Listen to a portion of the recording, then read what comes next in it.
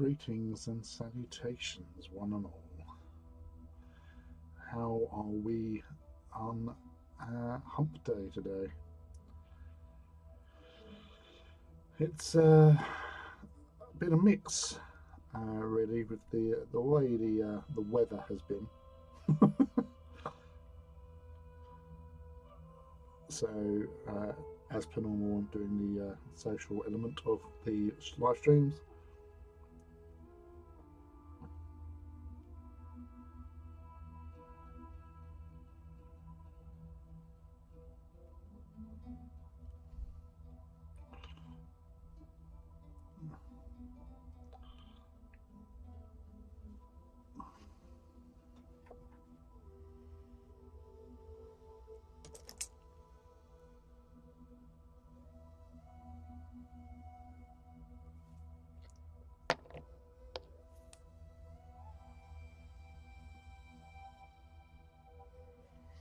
What's that?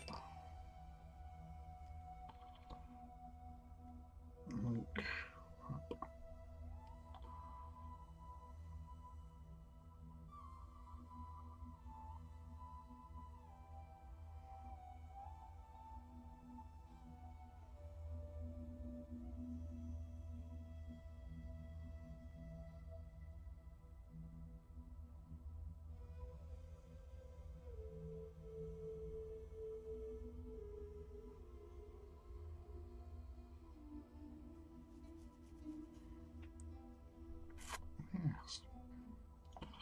So on early to freak everyone else out, and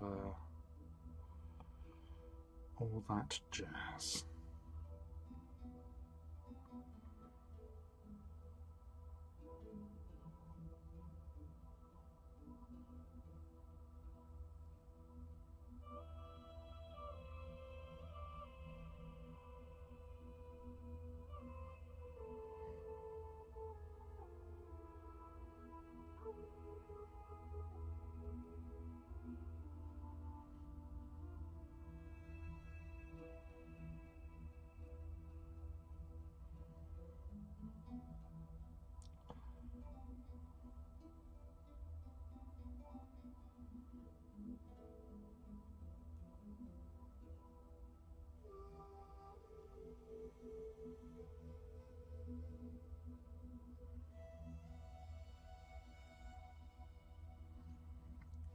I'll do.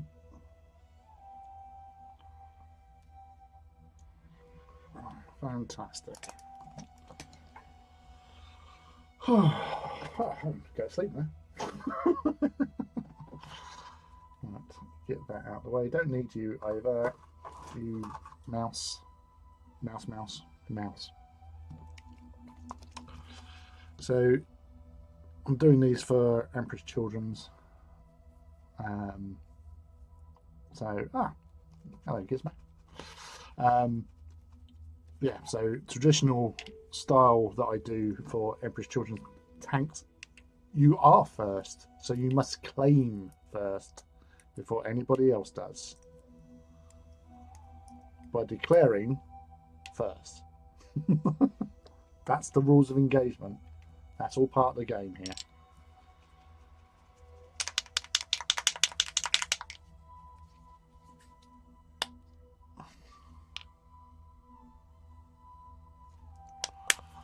Right, I need a brush.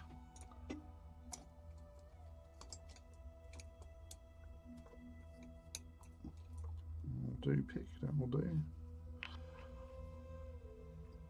I claim first in the name of House Gizmo. That's the most splendid of claiming firsts. Most people just do first. But that has a level of decorum the likes of which this channel hasn't seen for quite some time. So you go with it, you noble sir, you noble scion of House Gizmo.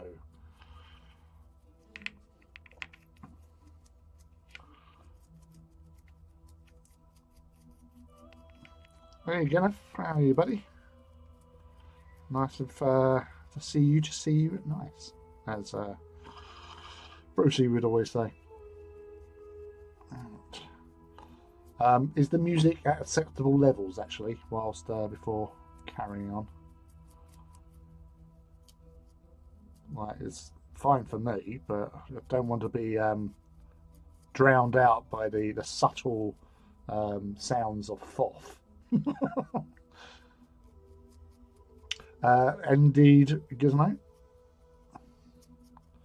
That's what I've done with all my tanks and aircraft so far.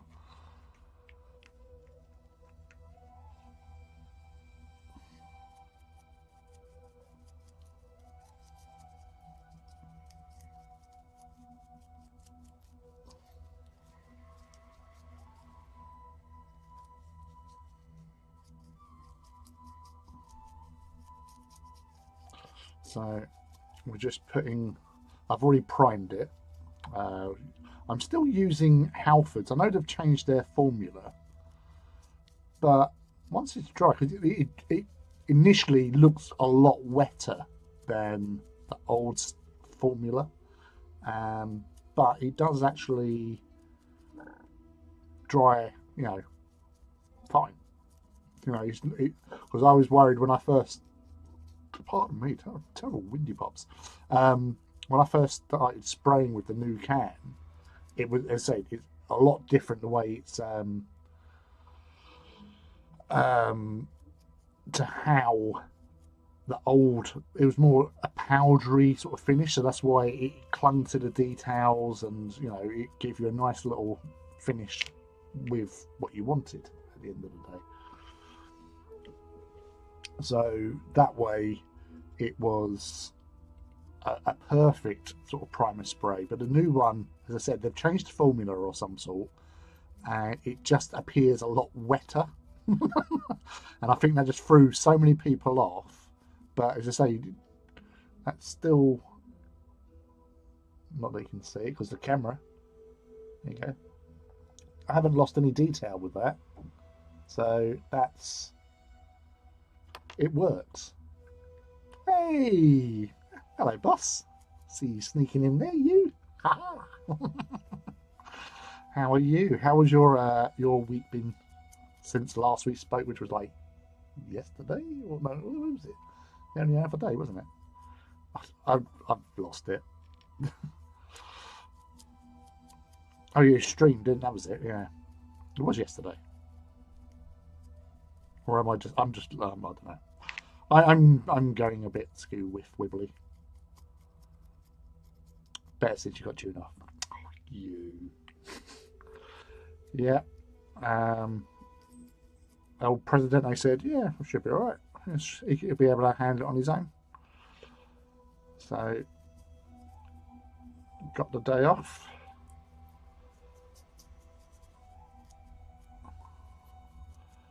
And I did make a cheeky inquiry to see if I could get a table and put it next to your table, because I did put that in the email. But apparently they're all tabled out. So I did reply. So, well, can you put me on like standby if anything cancels, please? Because I know there are people that now that I'm going would be interested in doing some Titan stuff. Sorry. um, but if not, I will work on a kill team to bring with me, so I can join in with the other bits. If I thought the kill team event was your thing, or is there actually an official event there as well?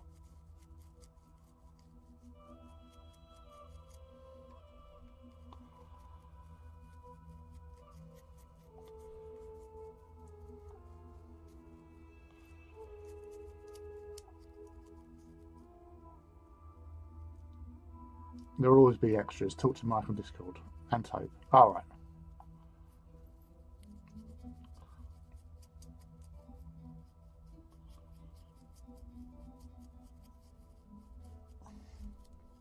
That means interacting with people, boss.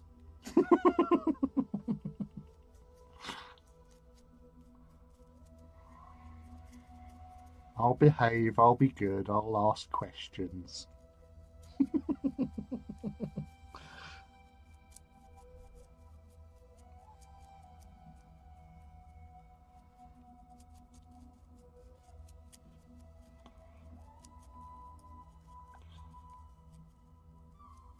You behave. Yeah, I know. I know. I know. I know. I can. It's very rare, but I can be a good boy.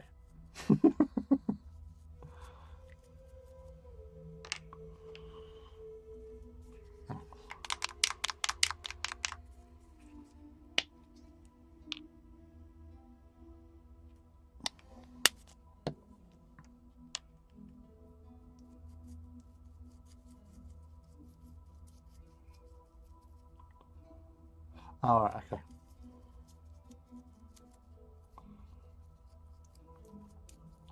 Well, as I say, like because I knew you had the big table you were saying the other day, and about getting everyone onto that. And I thought, well, if I can get a table and they can put it next to you, then it just keeps the group together. Because obviously, where I've been to things before and they've put tables all higgledy piggledy, obviously I can speak with Baz anyway, and he loves me, so um, it should be all right. 4 tables.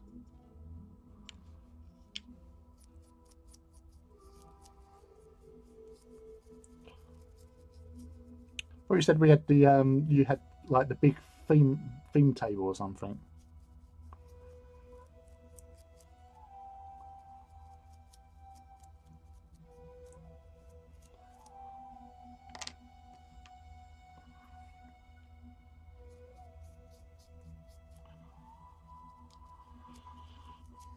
Mm-hmm. All right, okay.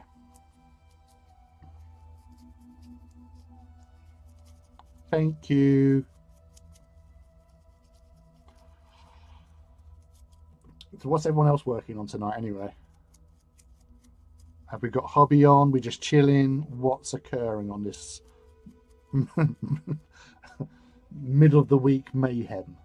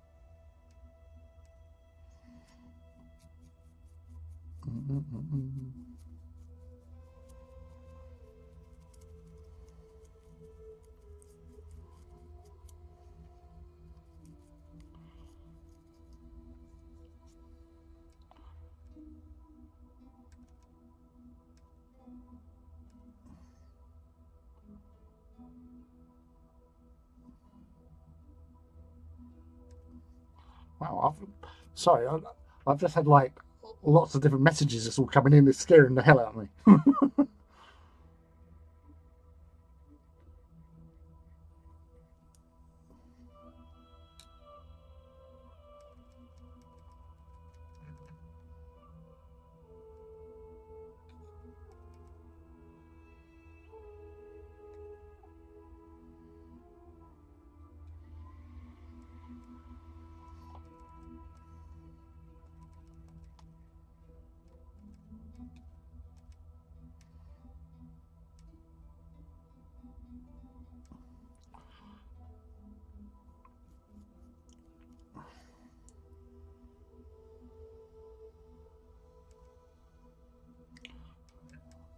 You know, I'm getting so sorry. Um,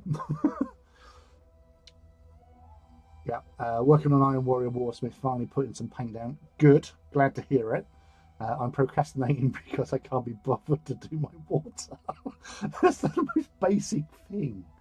That's that. Come on, boss. You're better than that. You're better than that. I believe in you. Come on. I'm finishing some stuff up for a meeting tomorrow. Are you going to throw some gunpla at people in the office? Please say yes.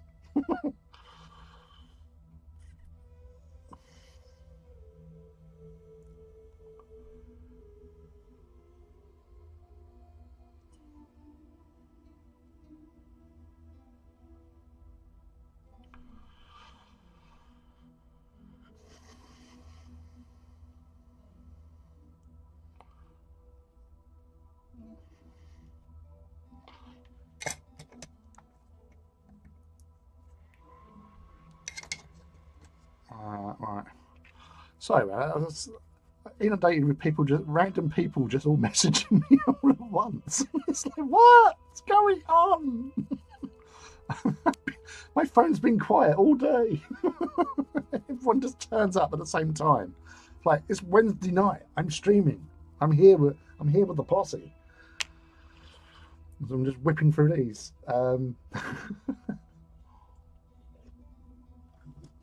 Improvise and adapt. Can't do water. Time for the cup of tea to intentionally get painted.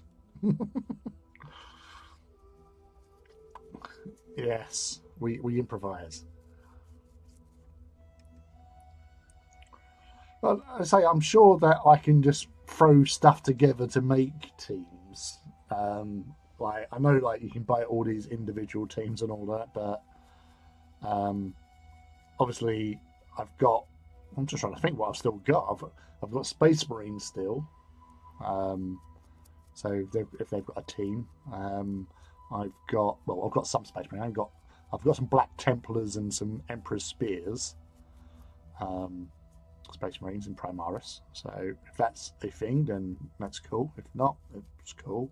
I've got Skitari I can do.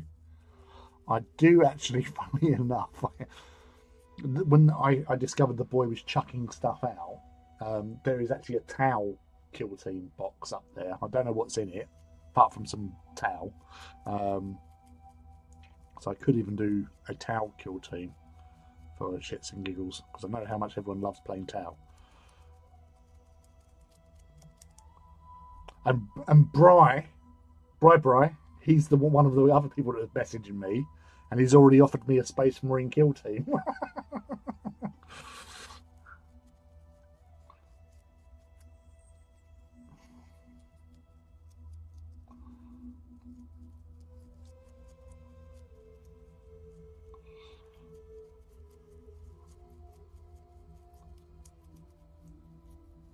So I think kill team wise, there is coverage.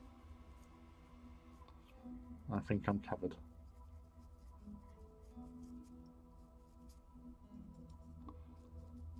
So that's just crazy. Yeah. So I decided to build these yesterday, um, and because I was talking with uh, Chrissy earlier on, and we were talking about legions, imperialis, and stuff. Um, and I thought, you know what? I know I've got some stuff in my backlog that I should really get going with. And so, invigorated and motivated, I came back home and basically decided to watch a movie. I put on Constantine, the Keanu Reeves, John Constantine movie from like 15 years ago. Um, so I put that on, and as I'm watching that, I was building these little buggers. Um, so you get 8 in a box. You can build them in 2 different ways. So you can either have these neutron lasers, which are the anti-tank variant, or auto cannons. So it's light AT. So I thought I'd go with them all being anti-tank. um, Now, for the most part, like the body, so you've got 2 side bits. You've got this front section, this front section bit here, 2 side bits, a top, that, and the base, and you can knock that up in a matter of minutes, sort of thing. Yeah, obviously clean up the flash and all that sort of stuff. So that's easy and quick enough. The thing that is really frustrating. So I don't know if you saw my post on Instagram this morning when I posted these up. Um, is that these little rocket launcher things are individual pieces, and each one has 4. So that's 32 of the bastards. So that was annoying, to say the least, because it's getting them in place and trying to be. They're so fiddly. I was warned beforehand that these weren't fun, and it's probably because they're not an option. They are basically something that the tank actually has, so you have to have it on there. The other options you've got are the either the boss. It's a pintle-mounted multi-melter, and they've all got one. Pintle-mounted multi-melter. So, yeah, I got them all built. Hashtag PMMM. Oh, yeah. So, yeah, so it was a interesting night watching Constantine, which I actually enjoyed. Don't know why I hadn't seen it beforehand. I think I did try starting it once, and then, I don't know, something happened and I wandered off. But for the most part, it was enjoyable. I thought Keanu done a good job. So yeah, do love drive-by meltings. They are the best, mate. It's like all my Alpha Legion, where I was doing rhinos for the majority of my squads and stuff. All vehicles, be it Rhino or whatever, have pintle-mounted multi-melters. Because with a Rhino, with a pintle-mounted multi-melter, you're technically turning it into a light tank. So yeah, it might not have the armour of a Baneblade or a Land Raider or a Sikaran, but they're nippy as fuck, and they've got a pintle-mounted multi-melter. So you get up close and say hi, that's gonna hurt. And they're cheap. So yeah, you're not paying like 80 points per tank, but you've got anti-tank capability. Whereas with a and you can also have a Stormbolter as well. So, and you could even have Hunter Killer Rockets if you wanted to as well. You can make it a right little bastard.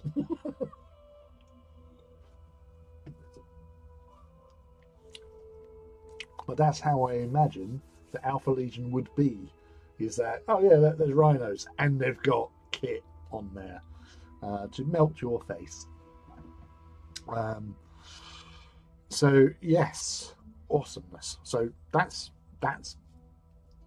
8 tanks with their base coat of. Well, technically, yeah, primer, base coat, and then I need to find some Corvus Black, because everyone assumes that they would have purple tanks. As I throw the thing on the floor.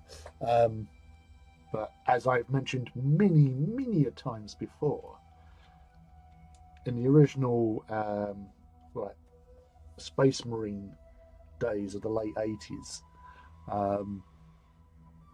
the first picture you see of Emperor's Children is that, yeah, they've got purple armour, but their tanks were all like charcoal black.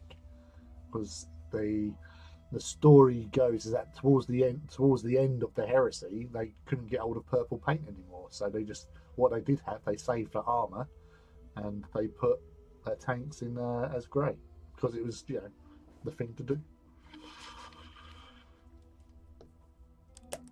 Ross.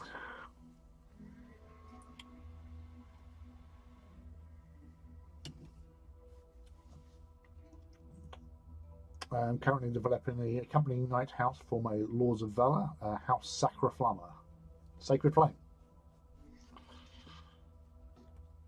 Yes.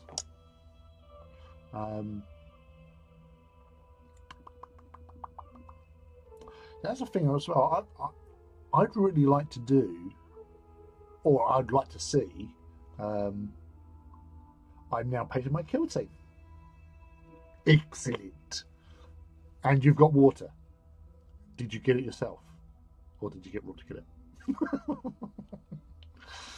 I'll get out of the way, you. Don't need you.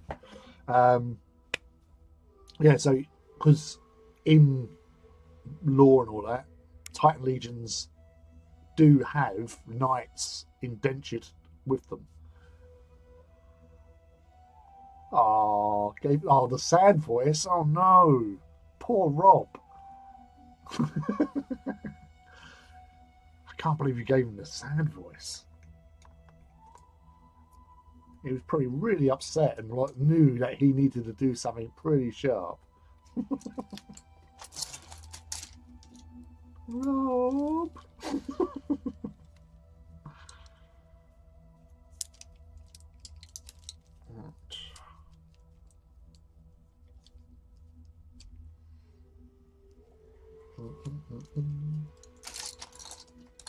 He was annoyed, not gonna lie.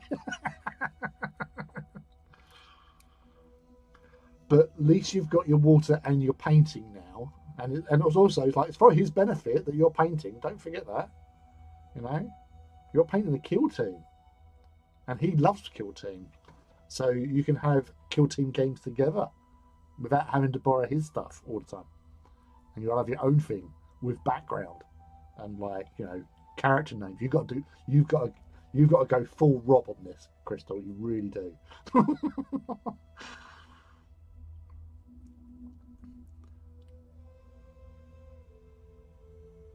This power must be used wisely. I'm all about abusing power.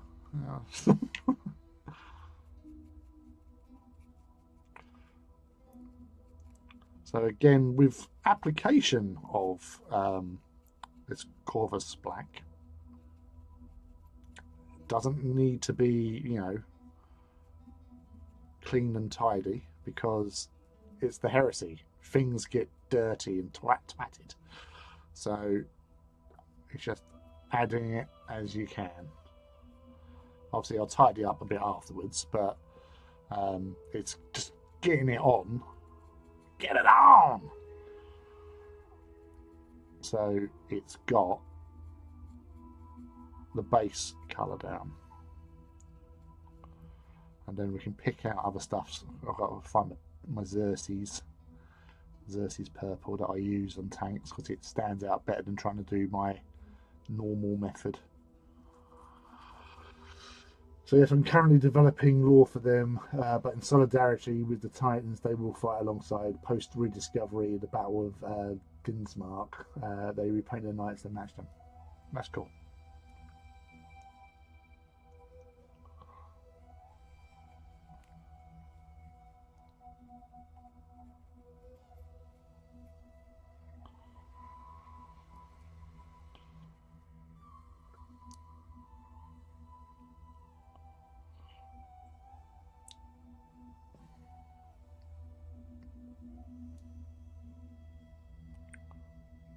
Das.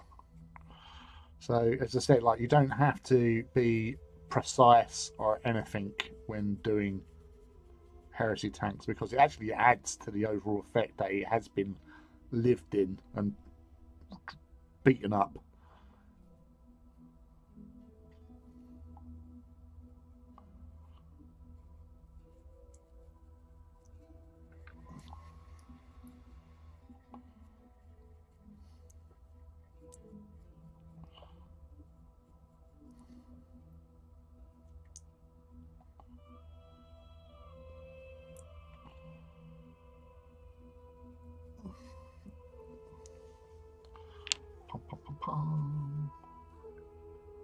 One.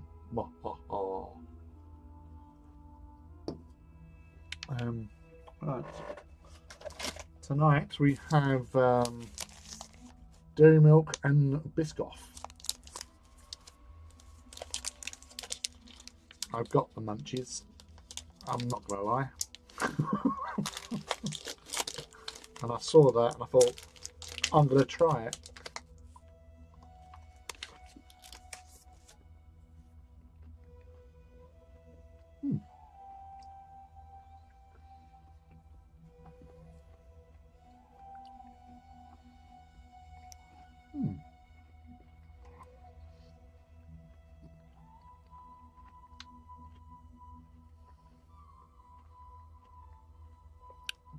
So sometimes everything needs to be tried at least once, sometimes twice. Yeah, that is fair. So with my initial thoughts on this Biscoff dairy milk, it is reminiscent to you know, you get like the chocolate with little bits of honeycomb in, but instead of honeycomb, it's Biscoff. So it feels like texture-wise similar to that, but with that lovely Biscoff flavour that you get in their biscuits. I love Biscoff creams. I just literally just like chomp through a pack of them quite easily. But yeah, that was actually not too sad. It's quite pleasant. Quite pleasant experience.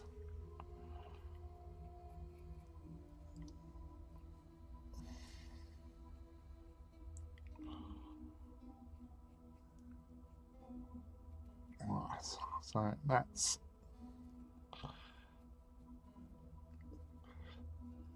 I suppose in a way I've not tried. Well, that's something I'm going to have to try now. You've mentioned it. I didn't know that was a thing.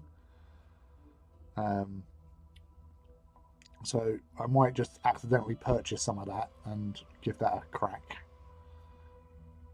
for research purposes. Obviously, we're all about research here. We like to find out these things and just how good they can be. Ooh.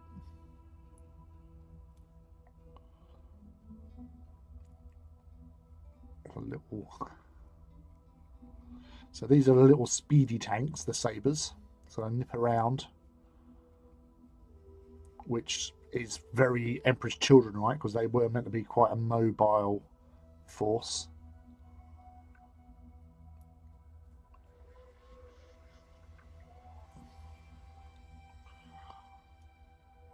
So having some nippy tanks is never a bad thing.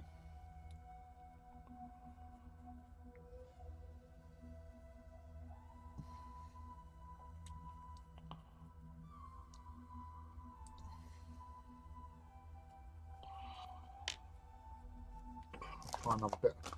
Again, for research purposes, I'm doing this so you don't have to.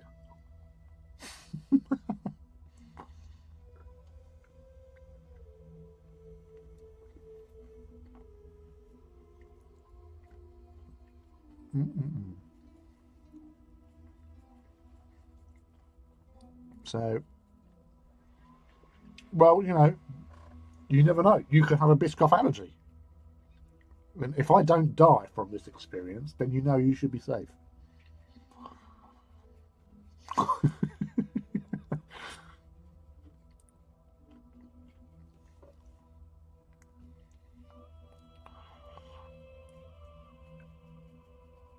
So this is a very slapdash attack formation. Kills over on stream. Well, we'll start getting the hits then. Watch this. Man dies eating chocolate with Biscoff. The company is ruined.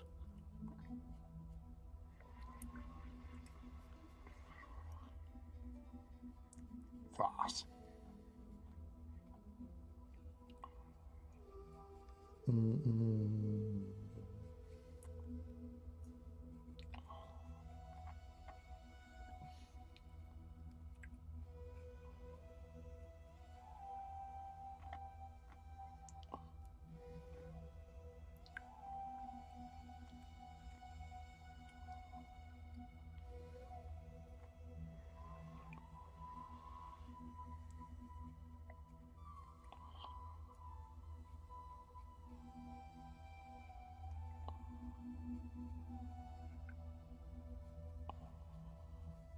Well, so let's get that on there.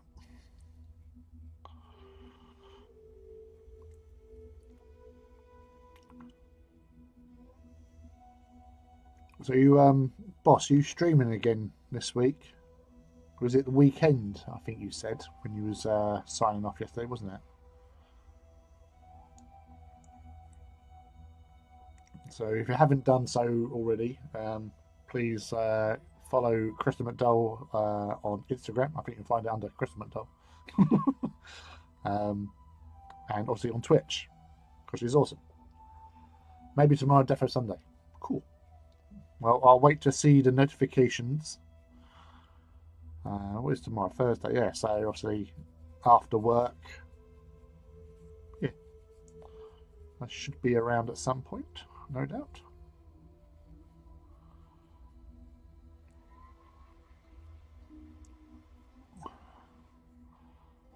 So if I was a proper streamer, I'd have links and stuff. I'll just go beep beep beep beep. But unfortunately, I am the budget end of streaming, so sorry.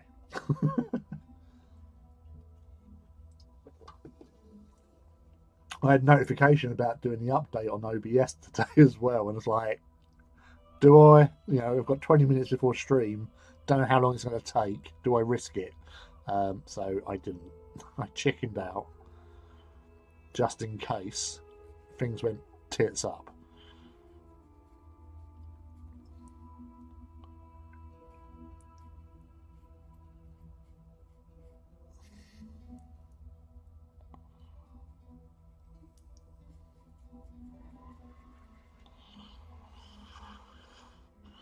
Budget went on product testing. Exactly, it did. Yes, you know, as I said, I'm doing these things so you don't have to. Health and safety gone mad, some say, but I'd like to keep my viewership safe.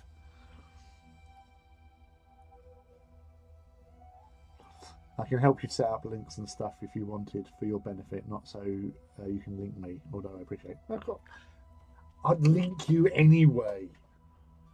It'll be the #1 link.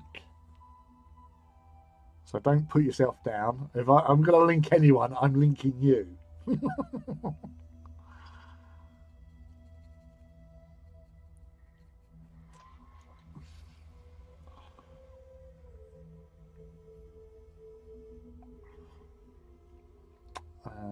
Hey, I'm back from my first night. House is well on the way with it. Excellent. Well done and welcome back, by the way. Sets up all the links to Crystal, yeah.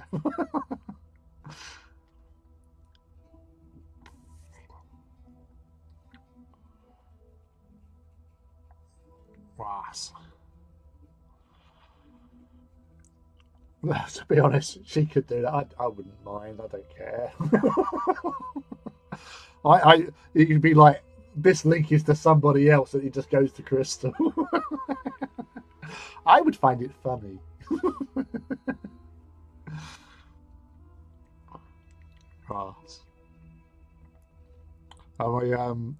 First time I saw my boss this week. He went away at the weekend because his birthday was the week before, well, last week, sort of thing. And he went away for the weekend to Ireland. So he went to Dublin with his wife and some friends.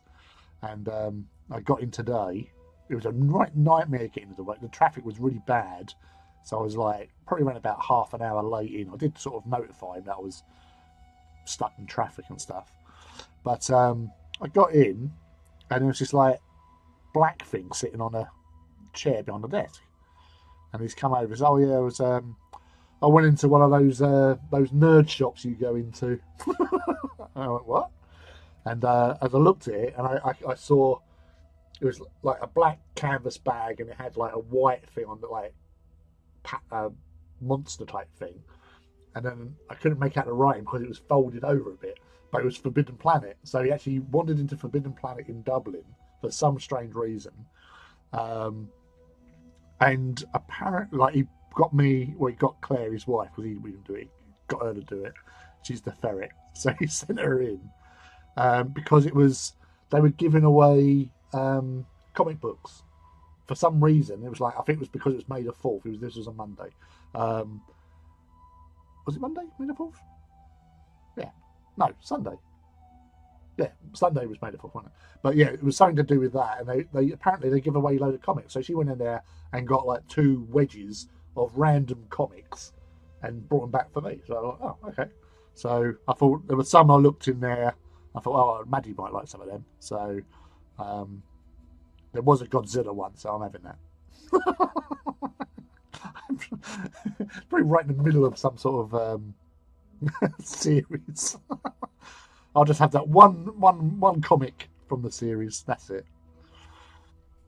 But yeah, there was a Judge Dredd one in there as well, I think, and some others. So I'll probably give them to my daughter as distraction as she's doing her revision for her A levels.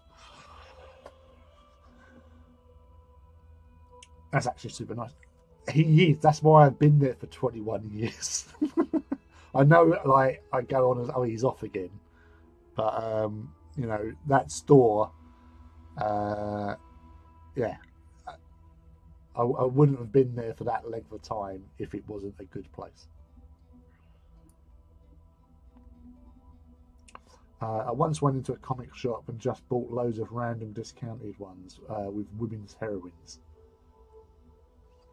You let her June off, and that's all forgiven. See, he's a good lad. Because I always remember him. Because I used to get like really worked up about asking for time off and stuff when I was a little bit more sillier. And he just said, so like, you know, it's not often I say no to you. You know, the only time I've ever had to say no to you is because I've had something like something arranged already, sort of thing. And once I knew that, I went, oh right, okay. And it was a lot easier just to sort of like say like, can I have this? But because I knew he was off that weekend, I you know, I thought, well, you know, if it's because I don't like leaving Will on his own. Will can handle it, but you know, he's just, I don't know, being protective, I guess.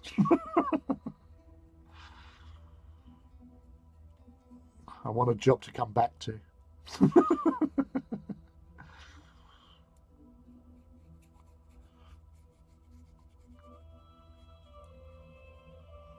But yeah, no, he's a good egg.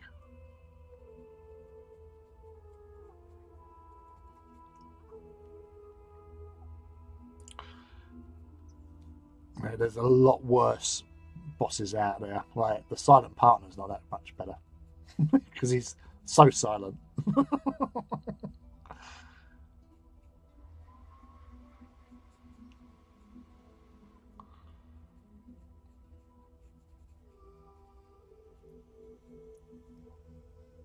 Right. Hey, Sif. How are you? Thank you for dropping in. I'm reading Dread First Year at the moment, free with Audible account. Really good and changed from the Library Heresy in Galt's Ghosts. Black Library Heresy, yeah. Yeah, I say, like my Audible account, I've probably got at least 100 odd audiobooks up there because I had it for a while. It was actually, again, looking back in hindsight, you know, there was when I was about 18, like I never used to read books for fun. So I was dating a girl, and she worked in a library, and she actually brought a book for us to read because she thought this might interest you. So I'm like, well, it's a book, but it was a book, and it was called Good Omens. So obviously, Neil Gaiman and Terry Pratchett. Um, I knew of them because Neil Gaiman had done Sandman, and Terry Pratchett, because all my friends were going on about, oh, have you read Discworld and all that? And I went, no. But on her recommendation, you know, I'd done the dutiful boyfriend thing, and I read it, and actually I enjoyed it. I enjoyed reading, so I started reading more. So it was down to that book and that girlfriend that got me reading for personal enjoyment. So she had a lot to answer for.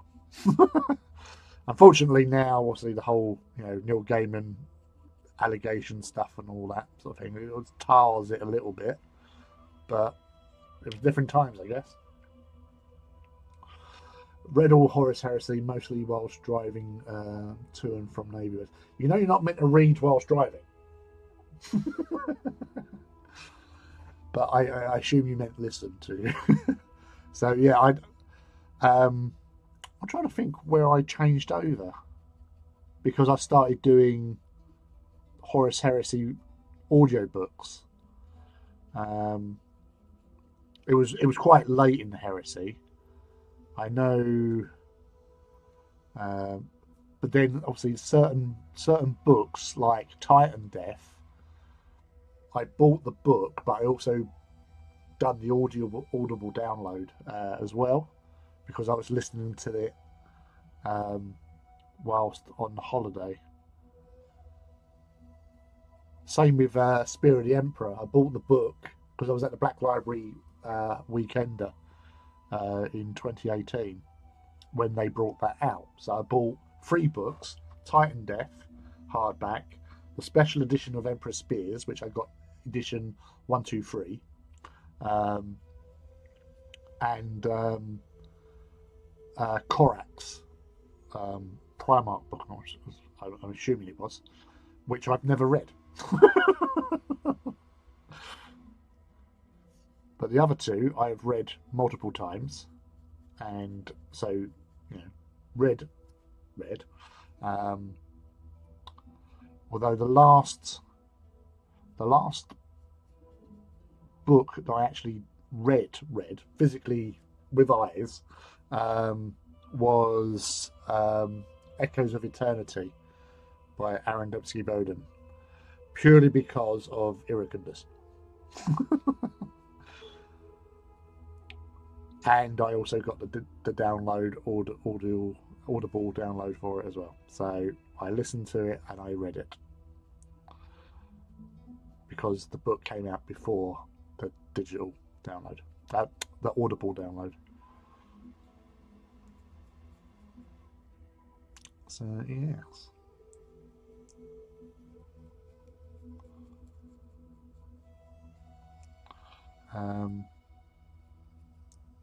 I think the last, I don't know, I think I had, I honestly can't remember the last Heresy book that, I know Titan Death was like Heresy. That might have been the last book I actually read physically because because I switched over to the Audible stuff. Yeah, all good, mate. Painting Mini Titans, Reavers in Mortis Scheme. You bad man. Mortis, boo hiss.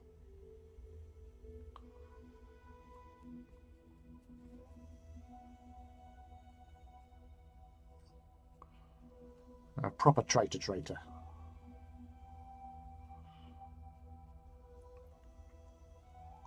Even now, I can't face. Although I like their scheme, I can't face painting a Titan as Mortis because they are such naughty doodles.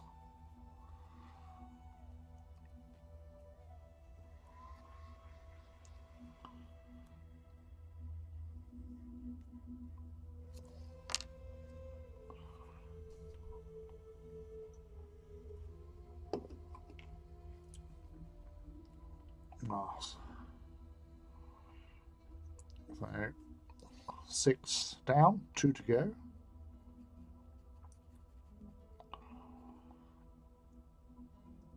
Well, yeah, it does make a bit of a change from your big Astorum Titans. Is it 11 or 12 you got? I know you're one of the bigger maniples or battle groups that we have. And I know it's in double digits. 19. Yeah, there you go.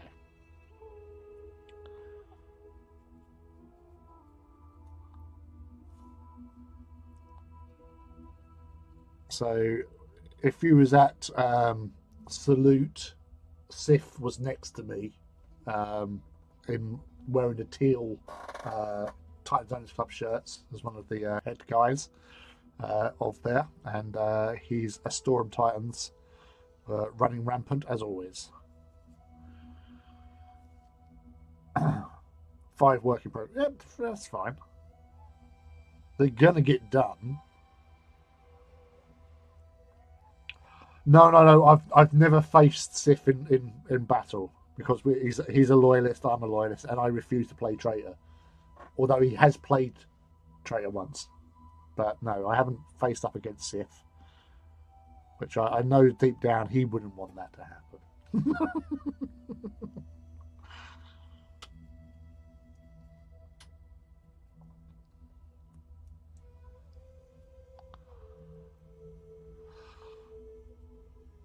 No friendly explosions, not from Sif. Although I think somebody did shoot at him and it scattered over to my side. I think that happened. I remember there was shots being scattered and ended up on top of me on more than one occasion. That might just have been Richard and the guy. I can't remember his name now. Who had? Is it Ethan? Who had the Furians?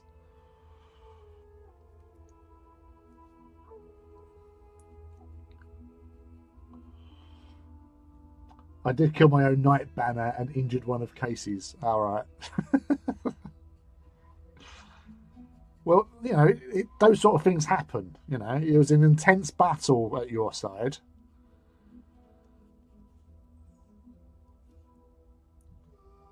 Ah, right, okay. Oh, so it's his son. All right, okay.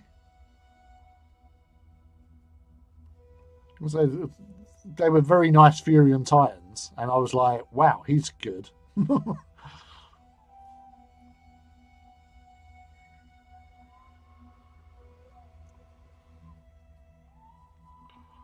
But like always, I was being picked on. That first turn, it's like, why are they all shooting at me? Rob's there and Andy. Gorgeous Furions have 7. Yeah. They are really, really nice. That's the thing, because I remember seeing, like, when the teams were announced, and I don't remember seeing, I don't know why I didn't register, Furions. Because I was thinking, that's a lot of heavy Titans over there.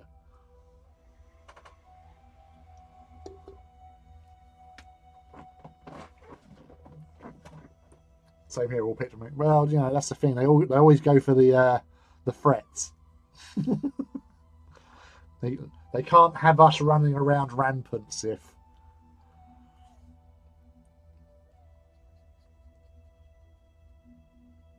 You don't let us rule the roost. You have to suppress us.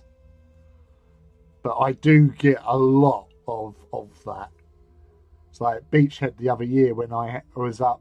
Me and Phil were up against Richard, Lauren, and some of Matt, because Matt was he split his forces between the two. So,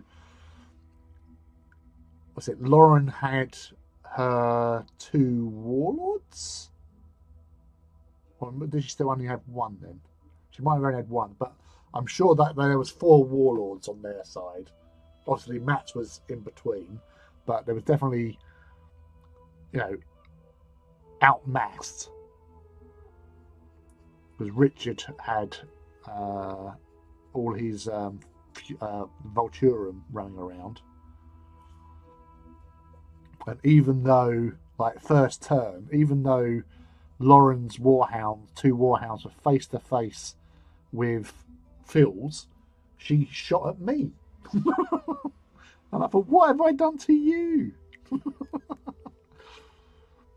It's like, you're right there. I was like just to the side, so I was a legitimate target. But Phil had no saving throws to make for the entire first turn because everything came into my four Titans, my 2 Warhounds, and Iracundus and Vindicta Templi. They just stood there being shot at, and I was making because I was pushing voids. I weren't powering up weapons. It was all my reactor was being saved for the voids, and it was really pissing off everyone. And like I'm standing there, I'm rolling a dice. They're on top of my thing, rolling a dice for all to see. I'm like, yeah, saved. I even had Rob came over and stood there and watched me roll, and he's like, I've watched you roll it, and I still can't believe it.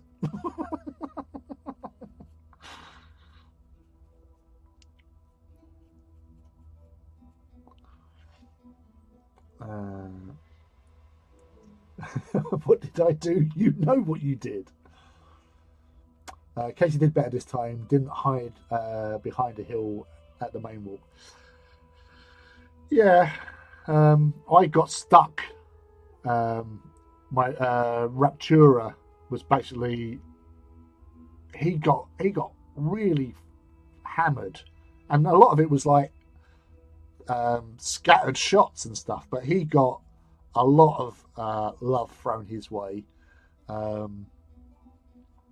because that was basically on that side. It was me with Raptura, my Reaver, and Vindicta Templi, my Warlord, and against them was two Reavers, two Warhounds, so basically, and a Warbringer. So it was so it was the Warbringer, Ethan's Warbringer, and one of his Reavers, and then it was Richard's Chaos Reaver, his two Hounds. So I had 5 Titans in front of my two. So they got a lot of attention. Um, and then, Iracundus, actually, Iracundus did come over to that side because he was the way I set up. So I moved him. So yeah, it was 3 against 5. And I got rid of the two Hounds and the Reaver, and I think they came back on. Well, I know the Warhounds came back on because it turned up and then I killed it again.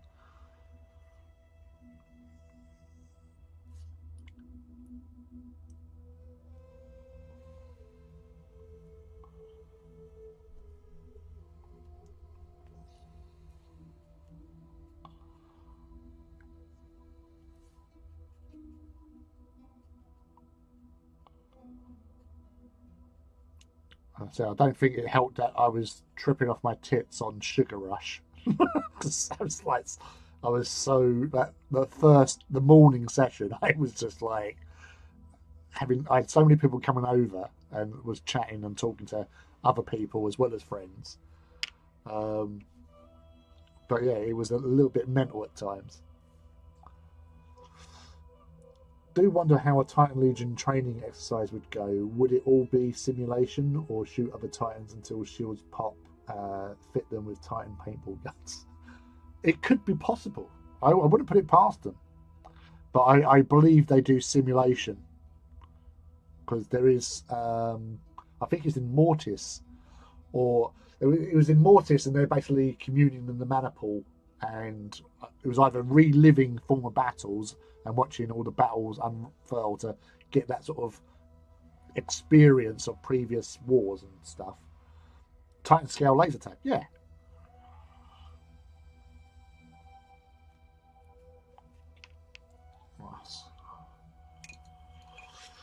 Yeah, Lauren has 2. Matt has 1 Warlord. She has number 0002. Oh, bloody hell! Yeah, but you have the triple tens. You have the 30s. Warlord 10, Reaver 10, and Warhound 10. So you need Warbringer 10 and Warmaster if they ever get round to it.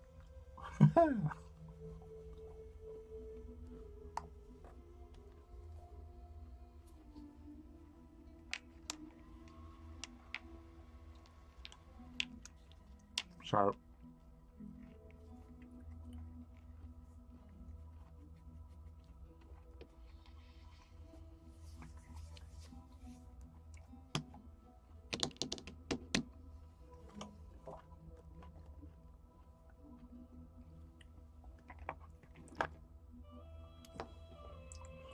That's what are we looking for?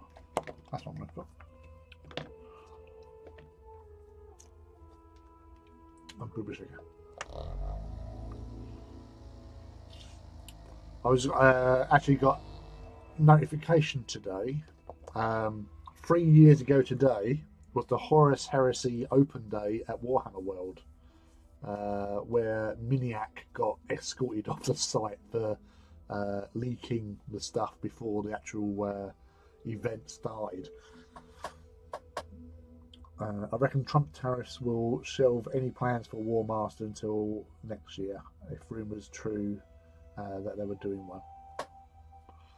Who knows? Like, obviously, there's 3D printed ones out there. And you know, there's several people that we know that are probably printing them off as we speak. I've just bought some Night Lancers and Acherons. I'm just going to Warhammer World soon for the Acastus Knight. Nice. Yeah, the Acastus Knight, it's like in the big scale version I'm going on. The small ones I don't mind too much because they're nice and they're good for the game. But the big scale one, I absolutely love the Porphyrion. When I first saw the Porphyrion at one of the Horus Heresy Open Days, they brought out like the 3D print sculpt or whatever, and then they enlarged it. So the one they brought out was actually smaller, it was about that size, and then the main one's about that tall, sort of thing. So I saw that and I thought that's brilliant. And then we heard about the Acastus, and when I saw it, I thought I really don't like it. You know, because the heavy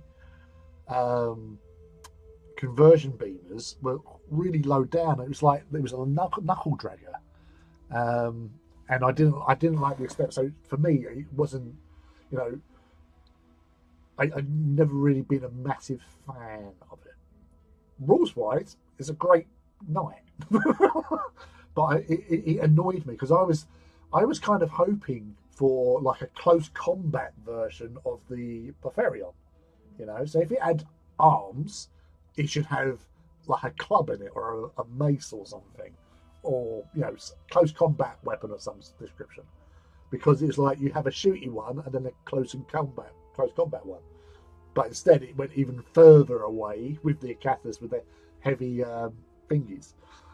So that's why I never got myself one. Plus, obviously, prices of them now is just astronomical. Like, I was surprised when I bought one of the first Porphyrions that was released because they first showed up at a Horus Heresy Weekender. So they had a few there. So before they was released in general, they had a few there, and I bought one at £320, and that was about. I think that might have been 20. I think that was 2018. Or it might be 2017. 16, 17, 18. It was one of those ones. It wasn't 2017 because that was the one that I was in a room. It must have been 2018. So it was early doors 2018, I think, because I was in a room on my own. Because the year before I shared with my mate, and yeah, he was a bit. I came home drunk, and snored the room to oblivion.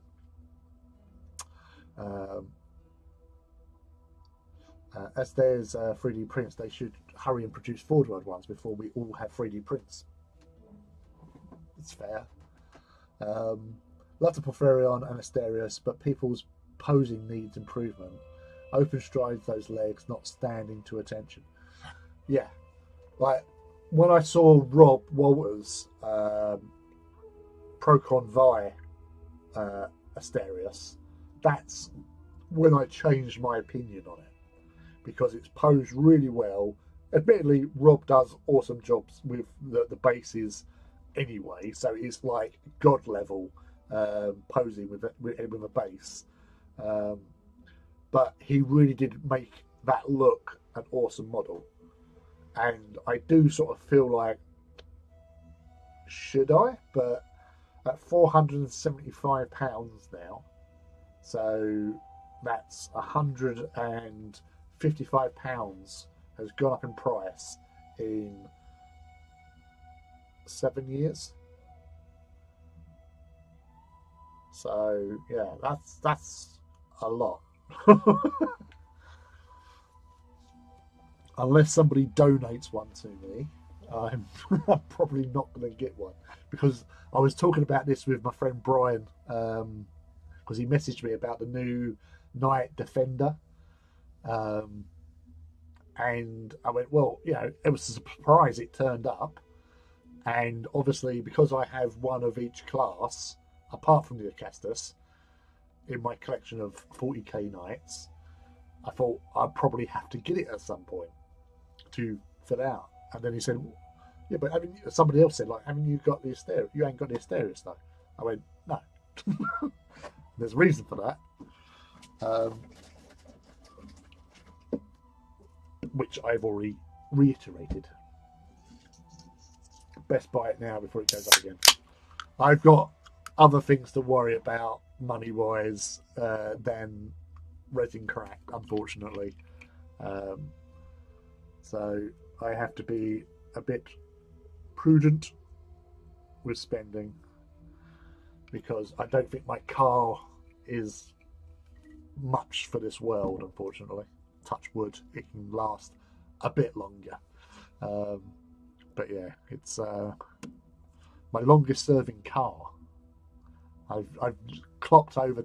Well, I bought it when it had 55,000 on the clock, and I've recently hit around about 222,000 in it. Brian, or different Brian? The Brian.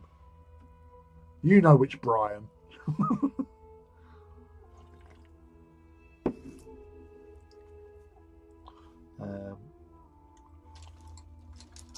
Shame the Night Defender didn't have new legs sprues and change up the pose. Yeah. But it's not broken. Why change it? People will still buy it. I had grey pension. The to-do pile. Now I'm a poor pensioner. Don't need to buy anything. Still do. The Brian. Yeah. Well, I think you made hay quite significantly in the last few years of your service. So you've got a nice little nest egg of awesomely painted Titans. So you're sorted for Titan walks.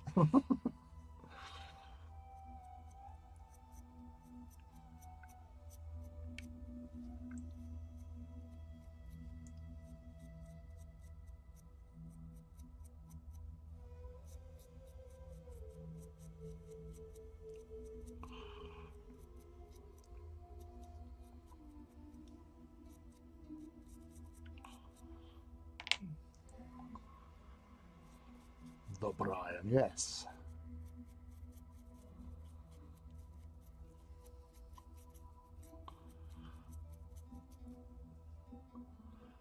Yeah, well, that's the thing. I regular servicing, attending to it, and all that sort of thing. And what makes it? It was the last. It was my mum bought me the car, sort of thing, because my old car died, and as a sort of treat, sort of thing, she bought me it, and then unfortunately the following year she passed away. So it's the last thing I have from my mum, and it's lasted me. As I said, October 2018 is when I bought it. Literally a week before I went to the Horus Heresy Weekender. But sorry, the Black Library Weekender. But as I say, I do a lot of mileage, as you can tell, by the amount of mileage I've done. But yeah, regular servicing, because I never really, my car before that, I got quite a few miles out. I got up to, from 50,000 up to, I think it was about 130 thousand, which is good because normally I'd only get about 50,000 out because I'm buying older sort of cars. So this one was 2006. The one before it, which was actually a Focus, and I had that for 3 years. So that was my longest serving car until the Fusion. So it's done me well. I've had to do some recently. I've had to spend out, which that hurt. Having to spend a lot more because I needed new brakes, I needed new suspension bars in places, springs, bearings, because obviously wear and tear. Cam belt, that was last year as well. So in the last sort of 18 months, I probably had to spend around about 1,500 quid on it. So yeah, but if you try to look after things, doesn't help with all these potholes everywhere, but what are you gonna do?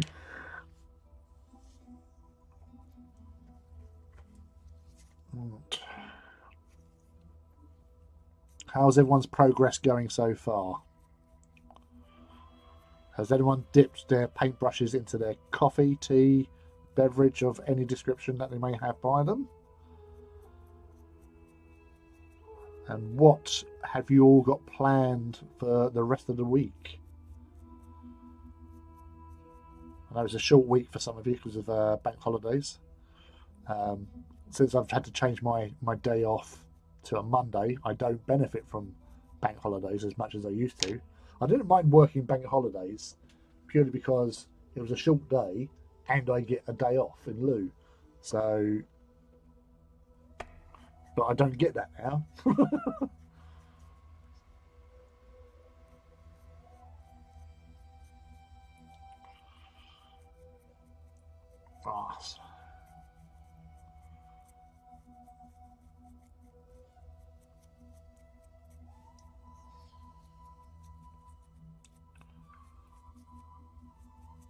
So this is I've been going over with dry brushing with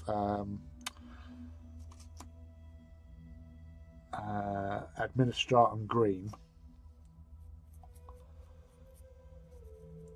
So it gives you that little edge there.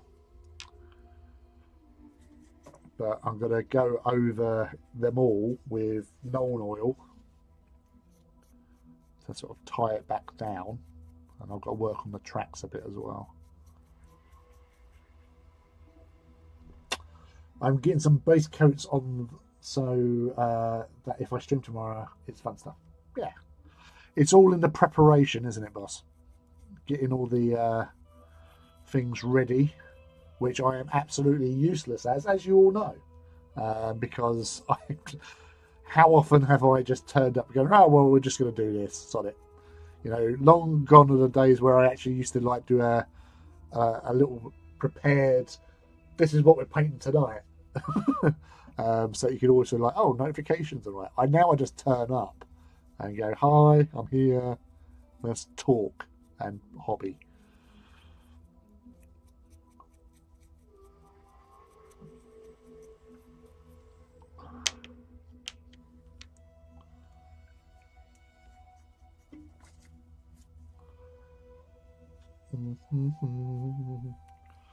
But so I've got, what else have I got up there? I've got a box of 10 rhinos because I haven't done any rhinos for my Empress children. The most mobile legion next to White Scars, and they have no transports.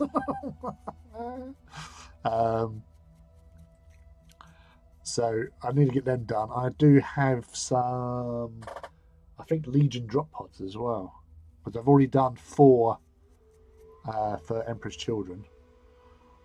What are you up to? Hey, nice Warsmith.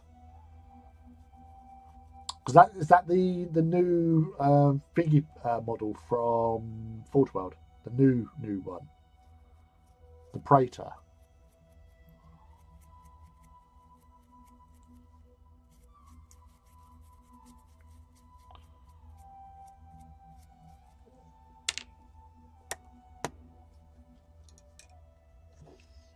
Keep getting distracted.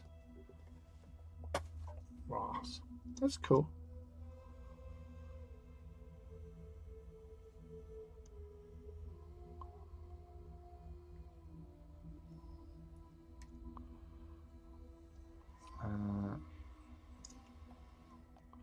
So there's several notifications has come through.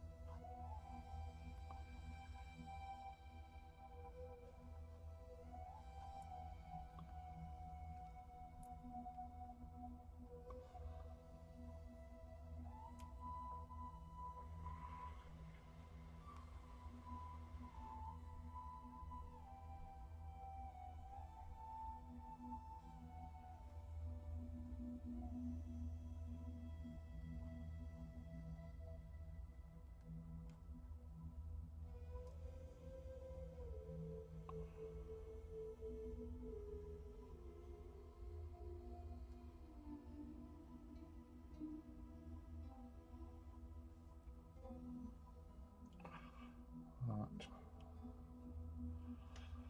It's busy Wednesday. Oh my goodness. Engine feel first.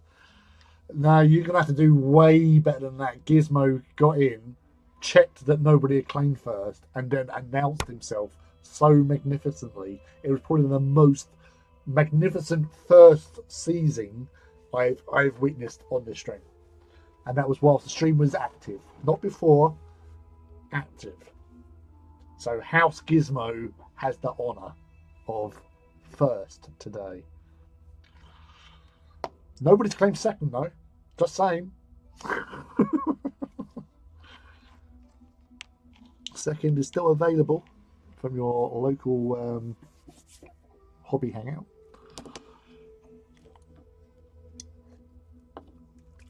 Shenanigans. I was waiting but tapped out. First rule for Wednesday night or Saturday night hobby hangouts with me: don't wait, just get in there and just shout it from the highest tower. That was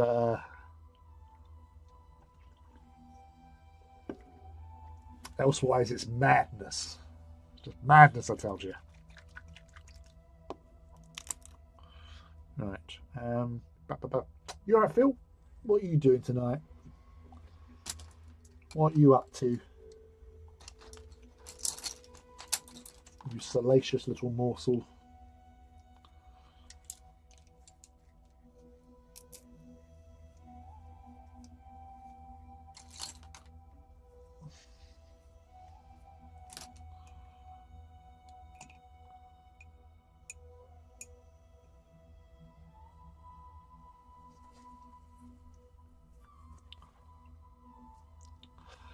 No.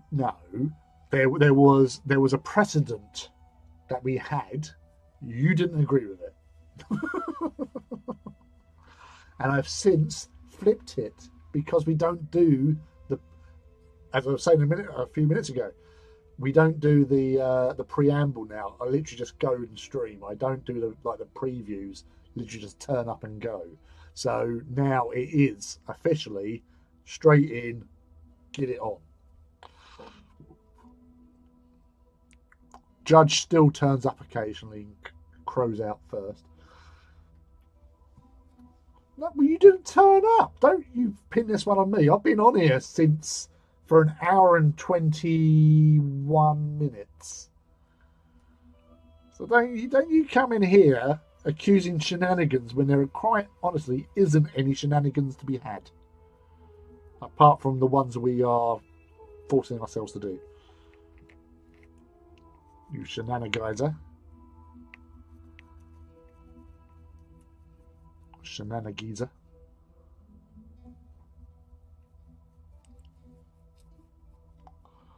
No goalpost had to be moved. You're late. That's on you.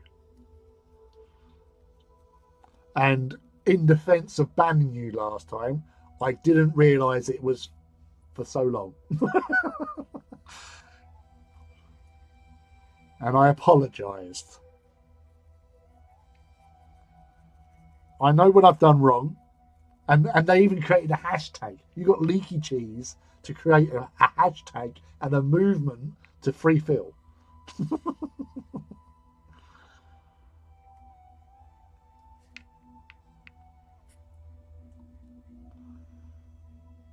Yeah, I know. I actually called one of my mates Shenanigizer. And it was a very funny moment in the conversation we was having. I can't even remember what the context of the conversation was, but I just came out with that and it was appropriate and it was funny. So it worked. I think I'll end up cutting off one of the legs and replacing it with some chaos bits. I also want to add a void shield explosion effect, like the one on the Knight Atrapos. Yeah, that's the thing. Is like have those little ideas, let them brew, and then create awesomeness. So they all sound legitimately and quite gnarly. So I would go for it. Why not? If you feel confident with it, go for it. There's nothing to stop you. You can always put it back. If you know, make sure you cut it properly. Not like slapdash. Don't fill it. I'll slapdash Phil. Political prisoner bollocks.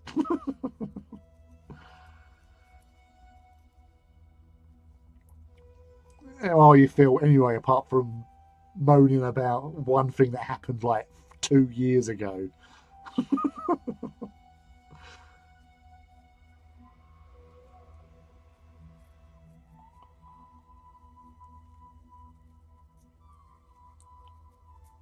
Strangely, I was thinking about you earlier on, not in a rude way. Thought, yeah, I wonder how Phil's doing. I haven't heard from him in a while. And thus you appear. I must have sent out some sort of psychic beacon. This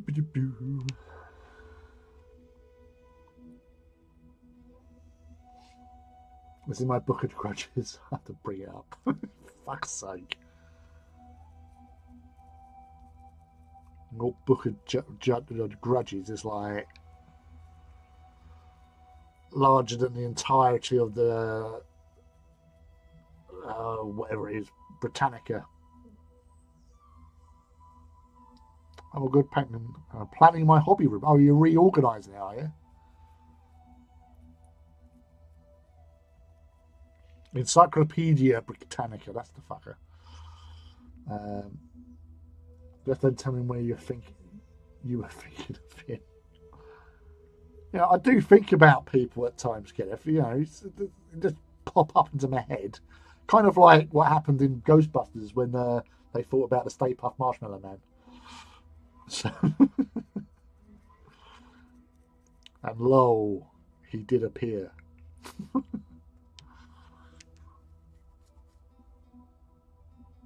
Children have moved out of claiming their rooms. Woo!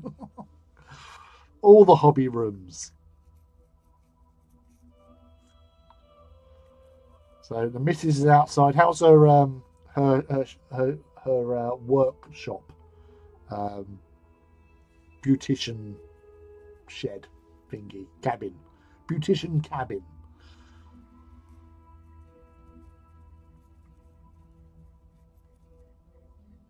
Salon all good. Excellent.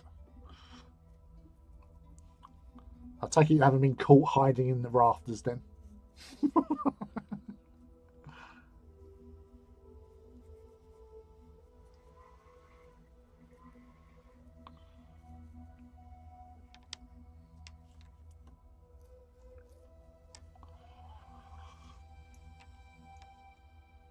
It'll be the first time in 22 years I have a dedicated room. Well, I think your lounge on the first floor was pretty dedicated. I know it had a sofa in there, but everything else was your models and Xbox, PlayStation, and whatever else you might add in there. Nope, she hasn't found the live stream for the OnlyFest.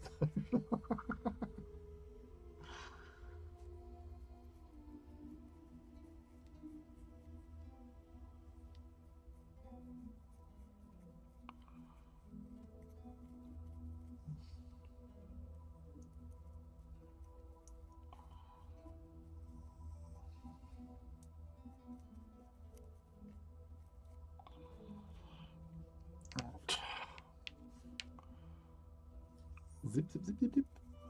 I'll do more with the tracks, but just wanted to get the knoll in place to tie it all together, because that's what you use these little things for, just to distort the coloration, but to also add a little bit more to, like, the metals especially.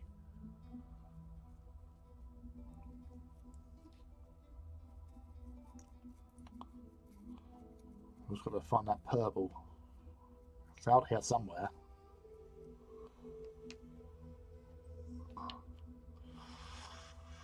No, but yeah, I feel, I'm all caught. Oh, yeah, I'm caught up. Right, 2 seconds. So just got to move that.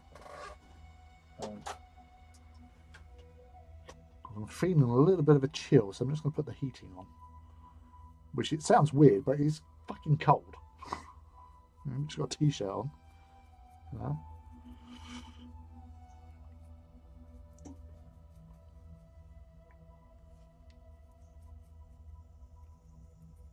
Right.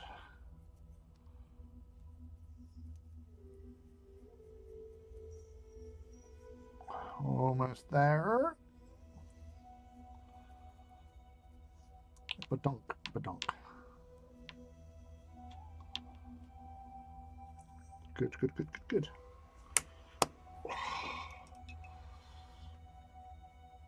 I've got 4 subscribers, but had to issue refunds and payout compensation. The sweaty gusset wax.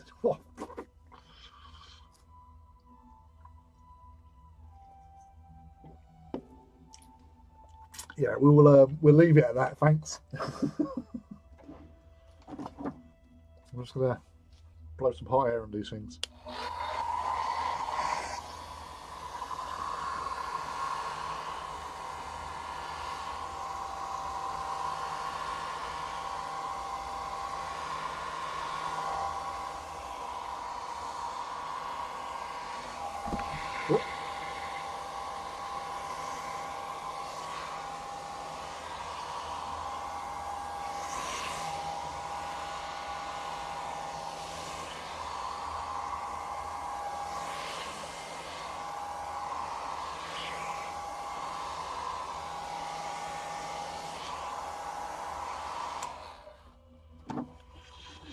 Right.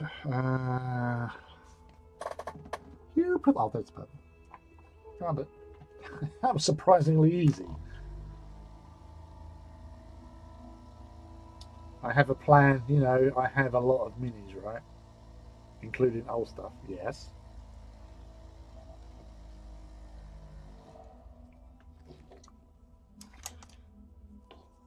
Lots and lots of old stuff.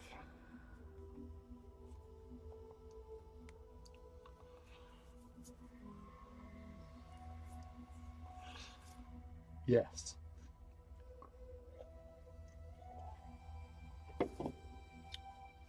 So one of these hobby rooms is going to be a shop then, or a museum.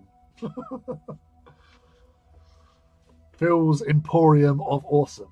There you go. There's your title. Or Miniature Awesome. You've seen Warhammer World. Come to Phil's World.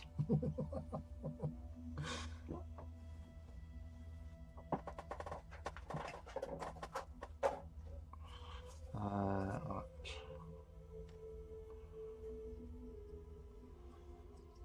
Well, when the room is set up, I'm going to draw up a 3,000 fantasy army for all my. Sorry. Well, when the room is set up, I'm going to draw up a 3,000 point fantasy army for all my armies and 1,500 points for my 40k armies. And everything left over, I'm selling. That sounds like a plan.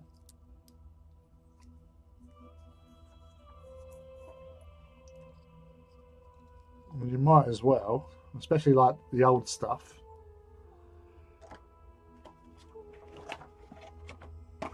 Like Del Boy of 40k, or Del Boy Warhammer. I don't have enough time in my life left to paint. That's fair. You know, there is always a time where we have to sort of sit back and go, you know what, I'm never going to paint this stuff. Let's get rid of.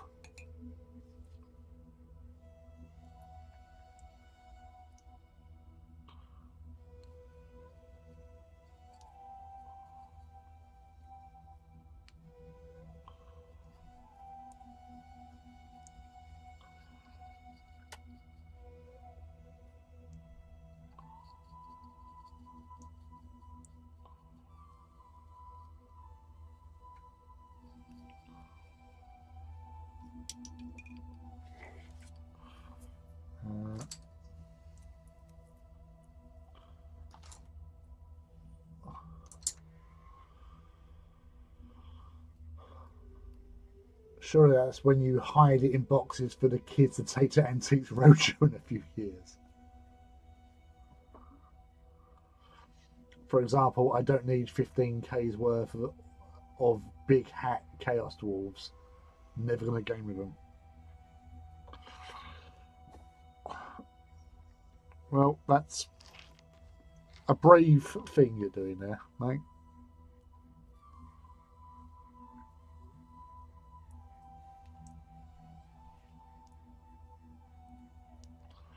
Don't think that brush is working. 3k is a nice size army. That's fair. And you're right.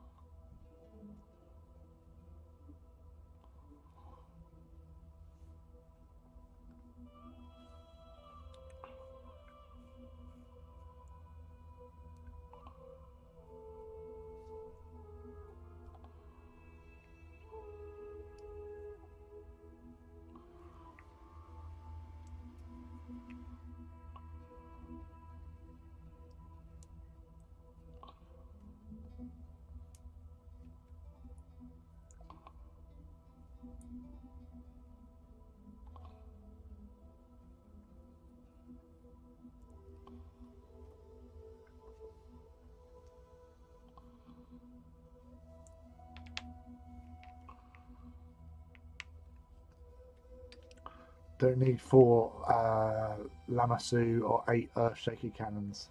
Well, you do if you're Imperial Guard.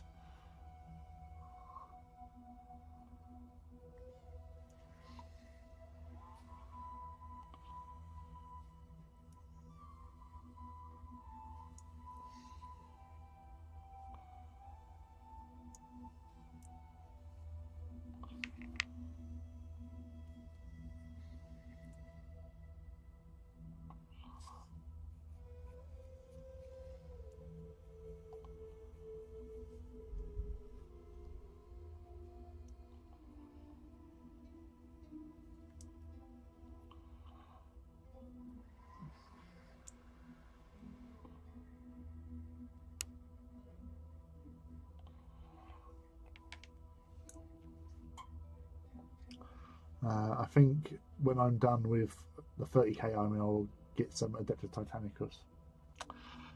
That is also a great idea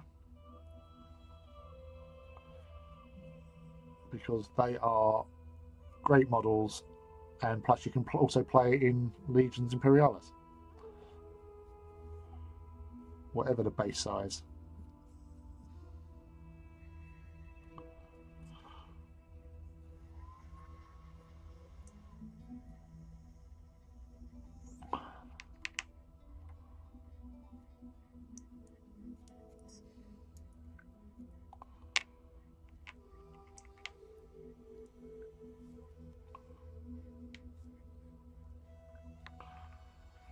No Imperial Guard in fantasy.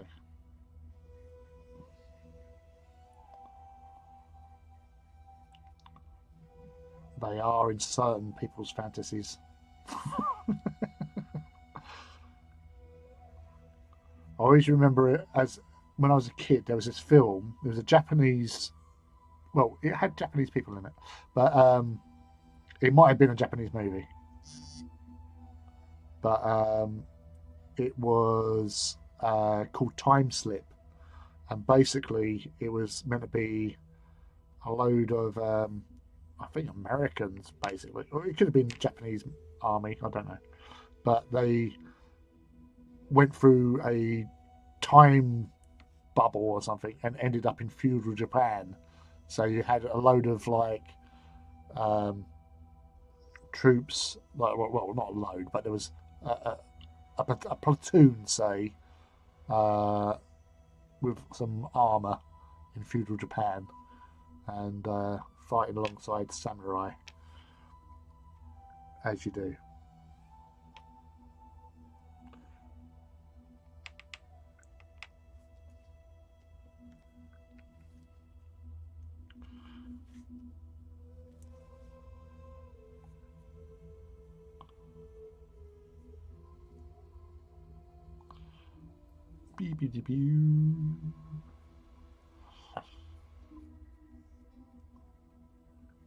You don't remember that? I think it was real early 80s. So it's like probably like straight to video type thing or something like that. But I've never forgotten it. I only watched it the once, but still remember. There was also, well, there's another sort of timey-wimey movie that was sort of came out similar time, which was an American one, and that was The Final Countdown with Kirk Douglas. Paint these orcs on white base layer to make them super vibrant. Oh, nice! Is it doing an orc kill team? Oh yeah, because she twat. He was only doing it on the stream last night, and then all the fucking questions about rockets and stuff. Oh, see, I'm losing it. Yeah, no, to say, especially like the way you do your skin color with your orkies, that would actually be very super vibrant and kind of reminiscent of Cyphers Kane. Because I remember there was a Cyphers Kane story where he was obviously with the Valhallans and they were on an ice planet fighting orcs, and so he could avoid fighting them. He investigated a disturbance in these ice caves, which turned out to be Necrons waking up. So yeah, so orcs in snow is the way to go, and it will stand out really nicely as well. So do it. Forge is that smart. I'm smart.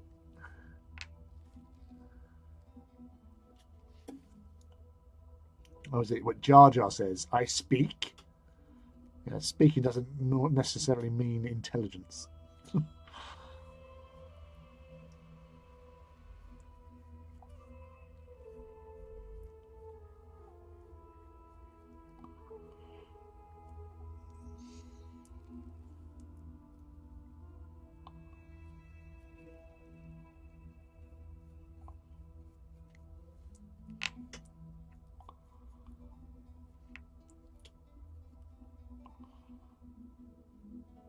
Beep, beep, beep, beep, beep, beep. Oh, hello. It's Ben. The name of the ice planet was Simia Orichalcae. Brass monkeys. The Hallands were pleased as Punch to be fighting orcs on a snowball too. Yeah, it's like going home, isn't it? All dressed up with their little long coats and stuff. That was like a summer morn.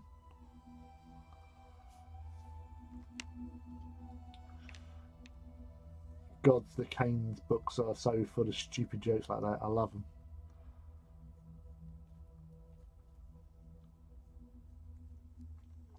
Yeah, Jurgen.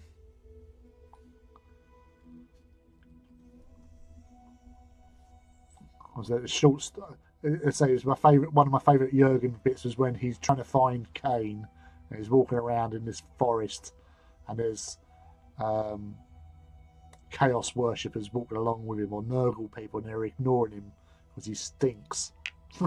They think he's one of them.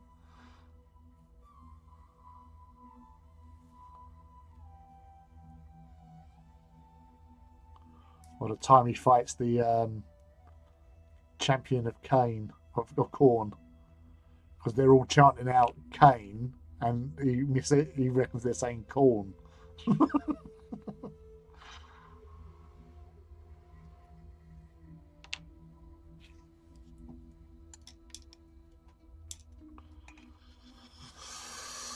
Right, back to Stargate SG-1, Toodle. Oh, well, thank you very much.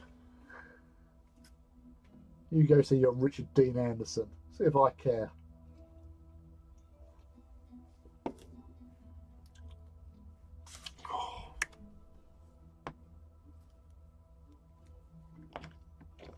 We don't even talk about orcs, and Phil loves orcs. Obviously not.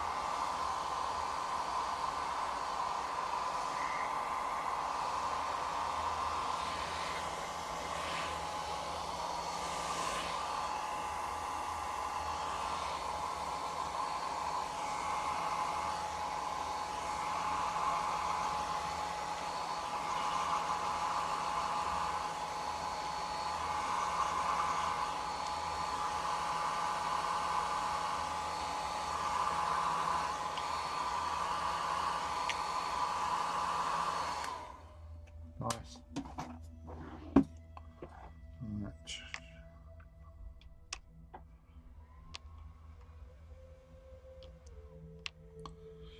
So pintle mounted multi-melters.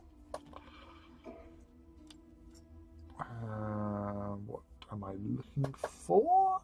I'm looking for some sepia. Sepia. Where are you? No. That's blue.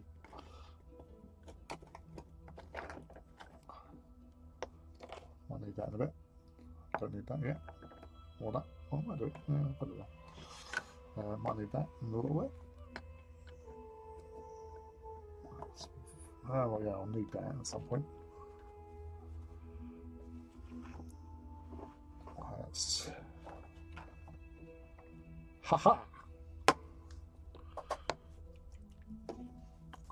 I'm going to try another bit of this biscotti, dairy milk biscotti that I bought. Right.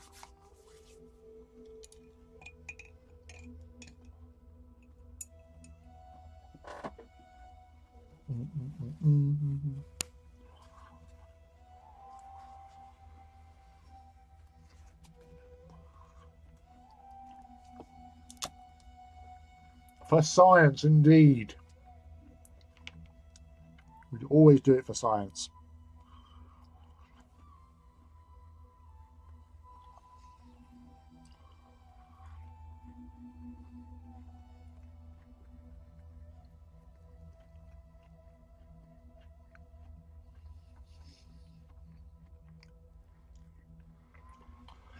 there's a planet in the Forever War series called Middlefinger. It looks great for a long range, but when the settlers got there, it was stuck in forever winter.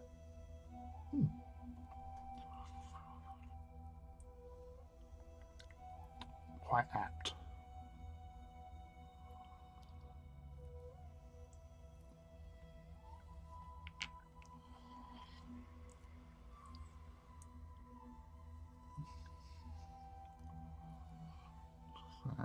Just sepia onto the barrels of the neutron laser and onto the multi-melter in general.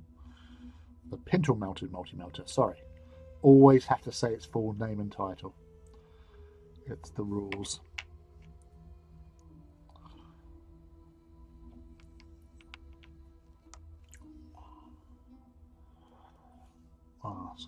It's like with I really liked the Culture series and the naming of the ships, which was pretty awesome. And a wild judge turns up. Yeah, buddy. I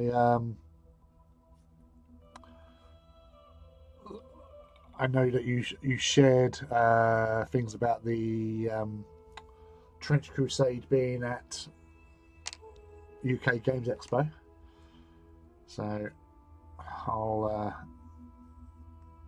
go down there and I shall see Thomas and whoever else is on staff that day. So one of my other friends I've known for donkey's years actually works for him as well. He used to work with Games Workshop, Edwin Brown. So he's also working with like the Trench Crusade team now. Well, he don't know how long he's actually been on. He was talking about it the other week, but yeah, but he won't be working at that because I've already asked him. Yeah, ships and names in the culture are great. Yeah.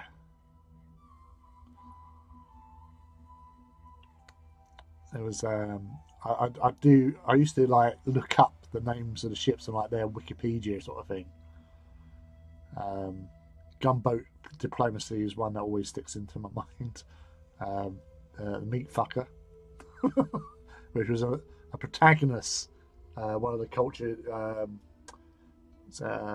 GSUs or GSVs, sorry.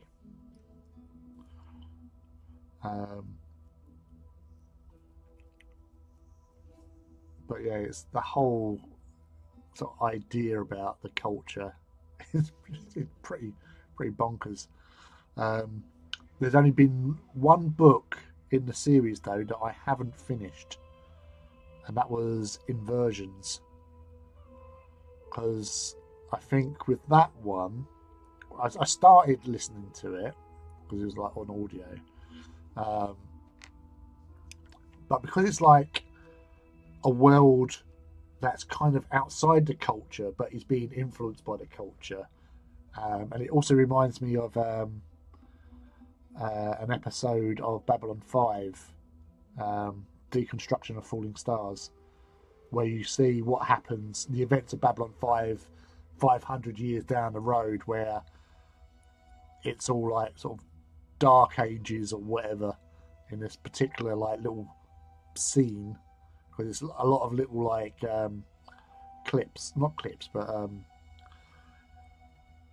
little breakdown images where someone's viewing the history of time of humanity, and it was like 500 years after the events of the Shadow War and all that sort of stuff, and retaking Earth and how the galaxy has changed. But yeah, it's sort of that sort of feel to it. Beep-a-doo-boo.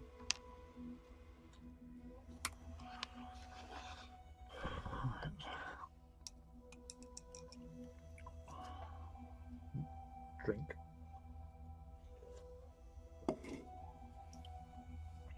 How you, Judge? You alright?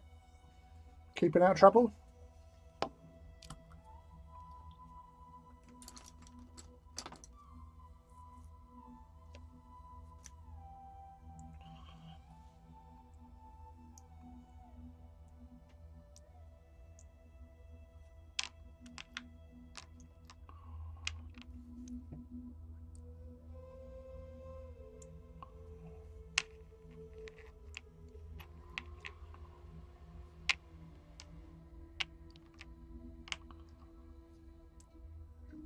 there's more than one.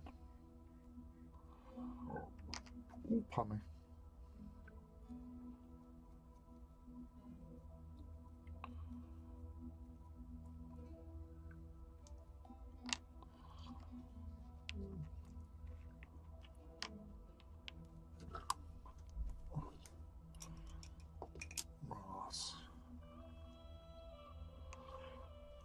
That was a bit silly. I need another brush.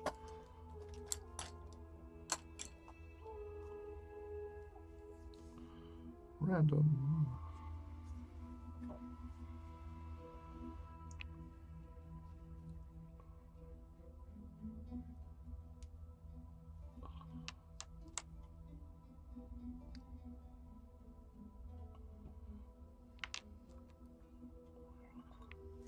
Oh. Little tiny tonks, little tiny tonks.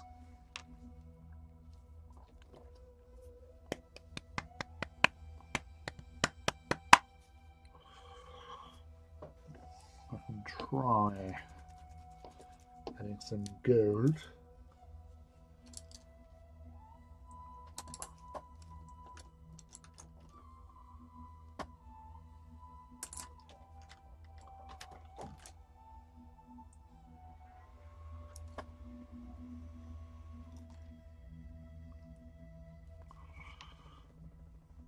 See if this works.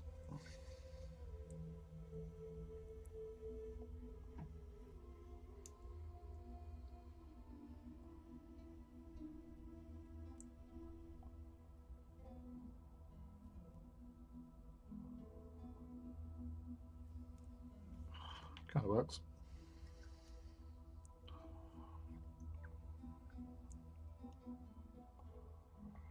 Can't believe I haven't put my sex goggles on once so far.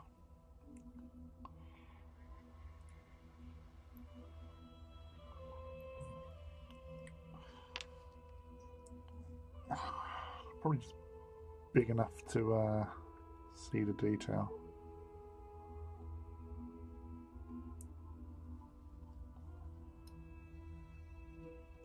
Have you used a booby shaker? I think, yep, booby shaker. it's just there. It's a good size. And it shakes really well. So that'll get my Xerxes mixed nicely. Thanks for that, boss. I feel a little bit hot at the moment.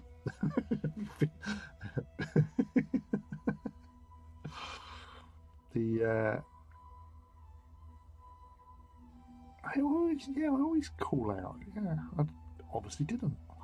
It was a stealthy.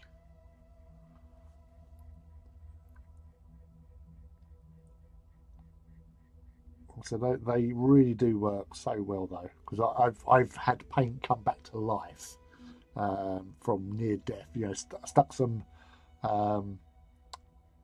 metal balls in there, agitators, and a little bit of like medium into like some really, you know, gloopy sort of paint. Whacked it on there for about 30 seconds or so, and it's like, hey, new lease of life. So definitely worth the investment for sure.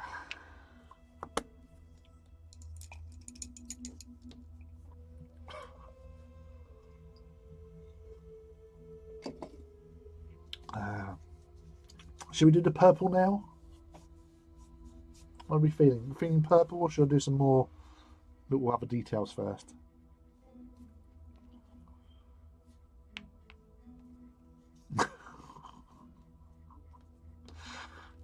It's really, yes, perps. It's really strange because as you know, I have my phone is just here with the stream on, so I can see better than on the screen over that way. That way. That way. No, that way. Um, there. Screen is here. Right? So I can see that closer there. But that emoji you put on my phone is the blonde-headed woman. On the screen over here, it's a auburn-haired woman, but with a purple top. So I just thought that was needed to be explained. I don't know why. Booby shaker.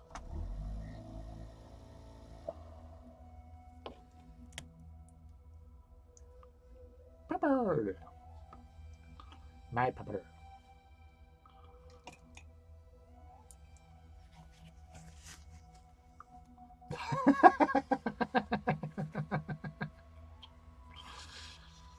As if by magic, Heat appears. Hello, Heat.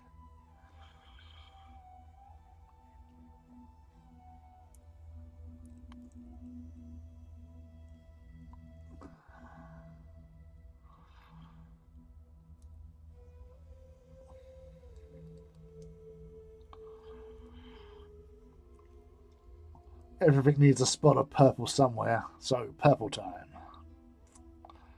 We are going purpley. Pardon me. Ooh. Windy pops.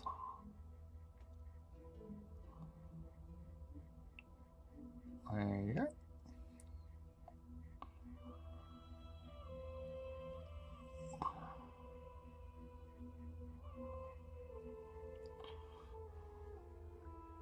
Purple. Yeah, I would say that little splash of purple really does sell the whole thing. It's like, yeah, we know these are Emperor's children for sure, but they have the purple.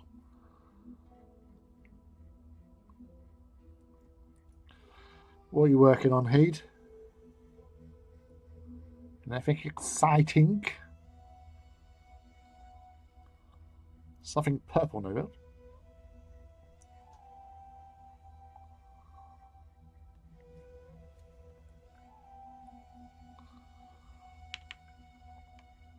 Purple Nurgle. Nice.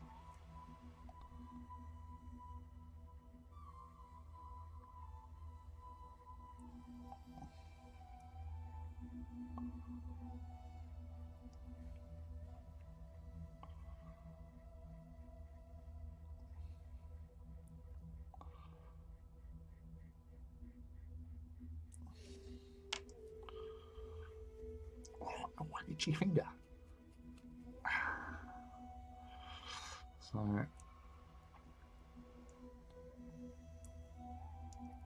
I really do like the subtle hints of purple.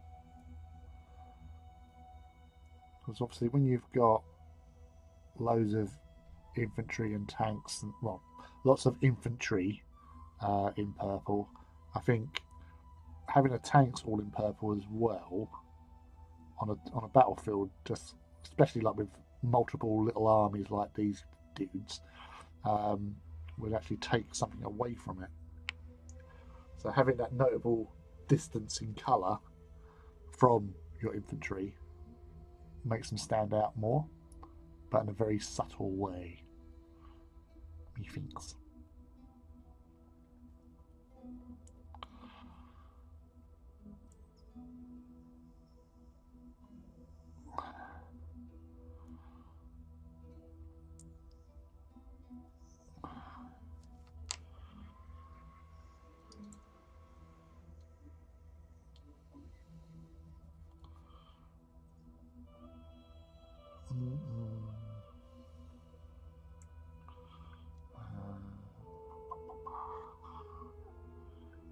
Sorry, let's move that. Back when EC could still just manage subtle. Sublime.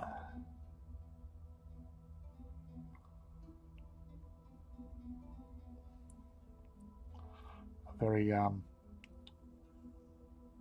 cheeky little splash.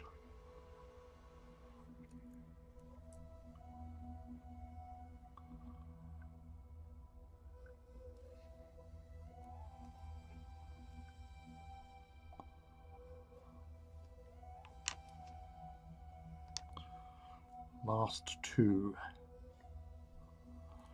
So it's going well.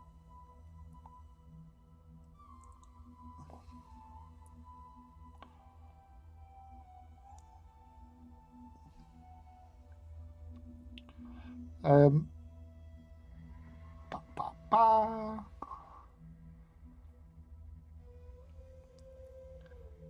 Hey, you're going up thingy in June, aren't you?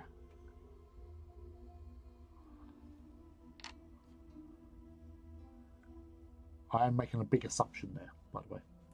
Massive assumption.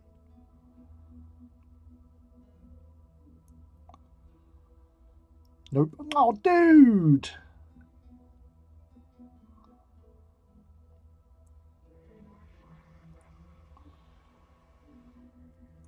He does not provide warnings.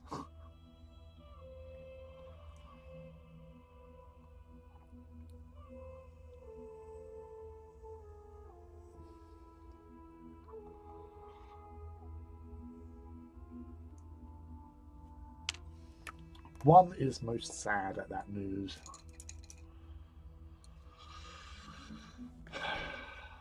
Maybe one day.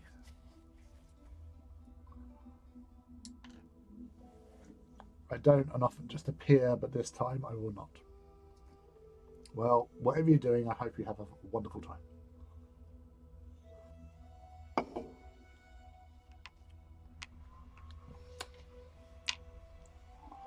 We will have to soldier on without you.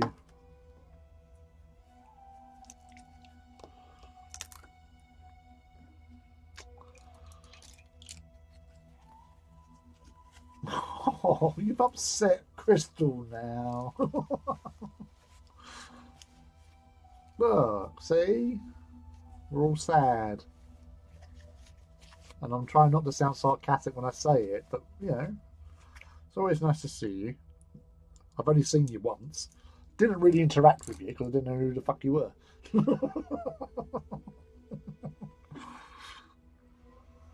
But the stuff, you know, I've been trying to do that for 4 years.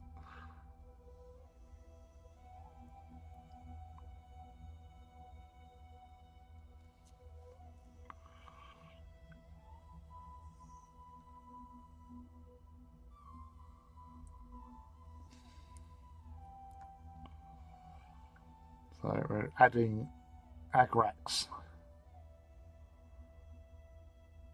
to the exhausts sections.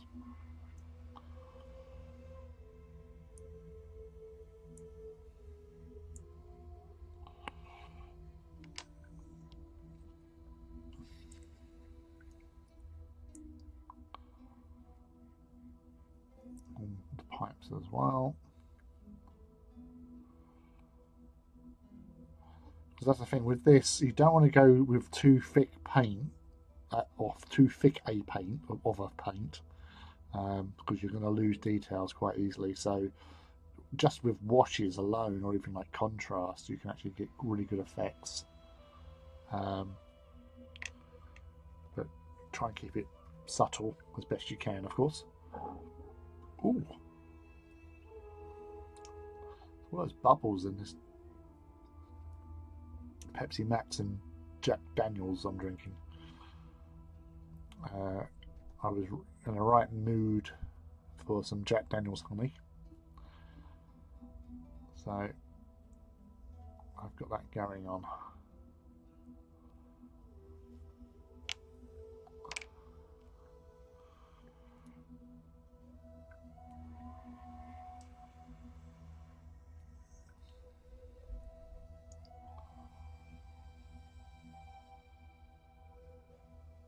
Brass.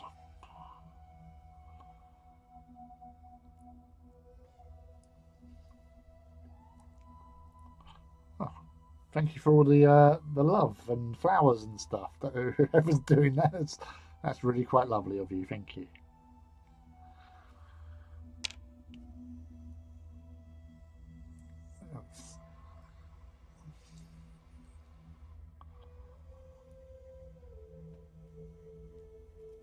Gucci knows.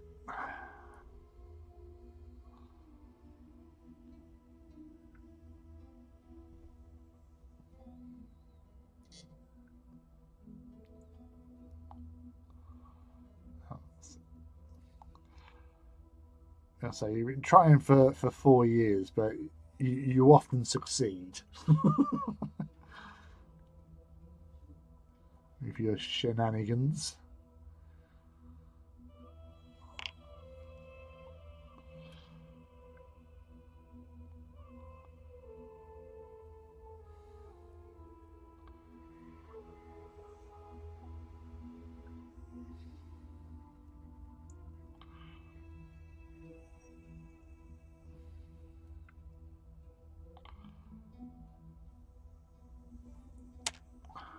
Oh, two more.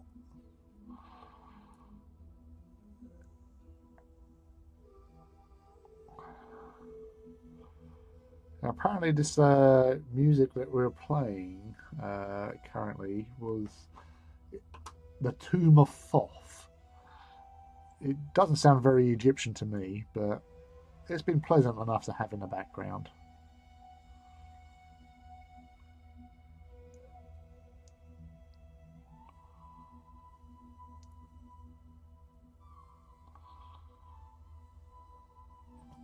Oh, look who it is. It's the Northern Sphere.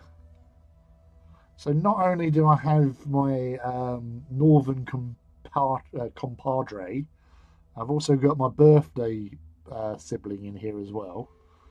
Um, so yeah, that's kind of that. I think we should all buy lottery tickets. How's the Warlord coming along? It is looking rather good, as your normal standard is exemplary.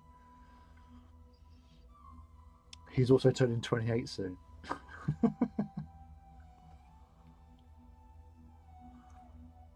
It's got legs.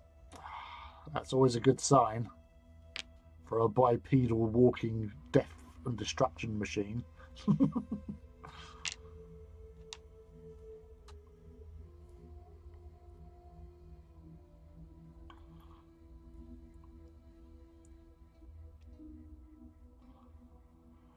So, how have you enjoyed the project so far, though?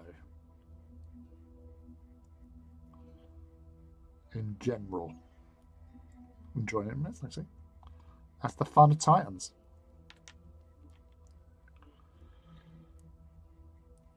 Big or small. I said earlier on, I don't know, you might be still around. Sif, you still in chat?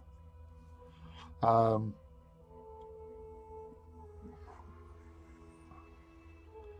we had Sif from Titans Owners Club in here earlier on, and I didn't realise just how many Titans he has of the big variety. So 5 Titans, which are still work in progress, to add to the 14 others he's got.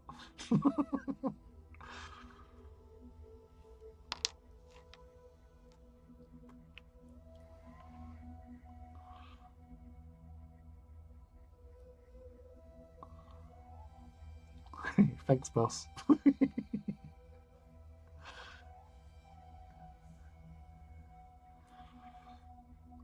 Sif is like, he's retired now. He's obviously infirm, or he's been a Titan fall over and clonked him one.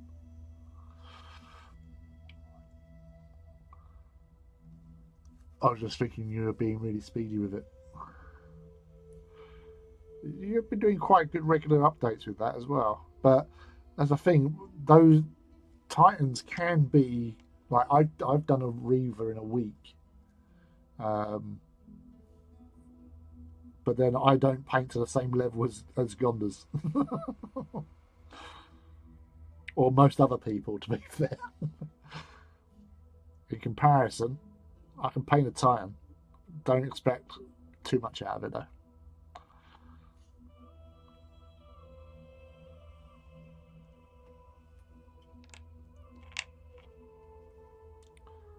So if Phil was still in the chat instead of buggering off to watch SG1, I would have complimented his painting. He does a really good job with his ones. and the weathering is on point. But he's not here, so he's never going to hear it.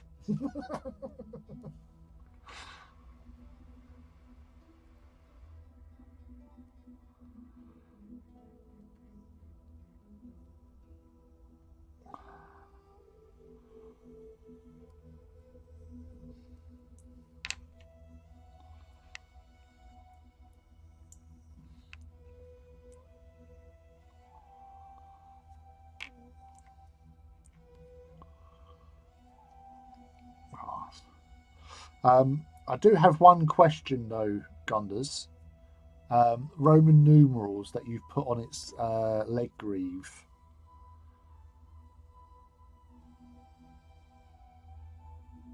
Is your photograph mirrored, or was you doing them as a single digits?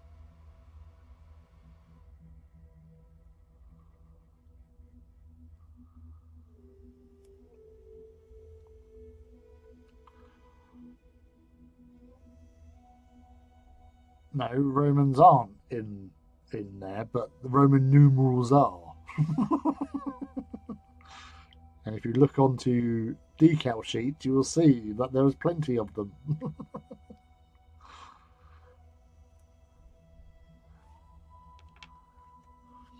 I'm working on a ton of other stuff at the same time, though. Orcs, now kill team, still secret commissions. My bench is busy. You're always busy.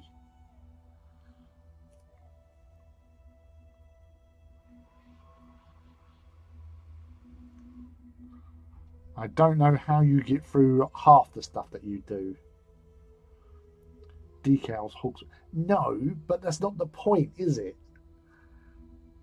You can do freehand as much as you want, and it does look really fucking awesome.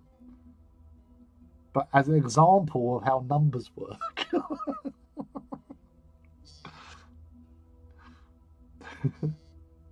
But seriously though, mate, you've done an epic job with that. And it's a shame because Engine Phil, is Metallica as well. So he also runs the Legio Metallica Facebook group because he did it.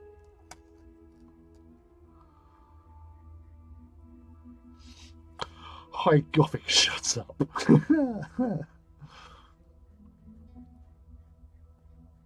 Honestly, I just put it on, didn't think. That's how I got into a lot of trouble when I was younger.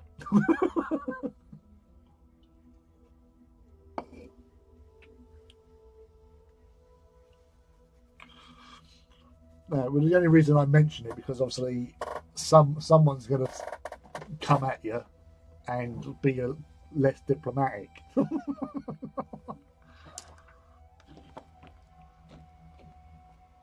It's really weird. Like when we paint these things, we want them to stand out and look awesome, but at the same time, we don't want people commenting on things that's not, that doesn't seem right. If you know what I mean.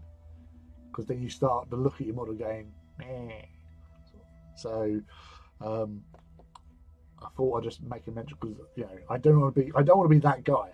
I don't want to be that guy. But I just know what people on the internet are like, and I don't want that to happen to you because I kind of like you, Gondas. You are my northern sphere now. Ross. Yeah, feedback is a tricky one from both sides of the fence. Yeah, it's Oh, it's coming in June. Oh yeah, excellent. I'll see you in June.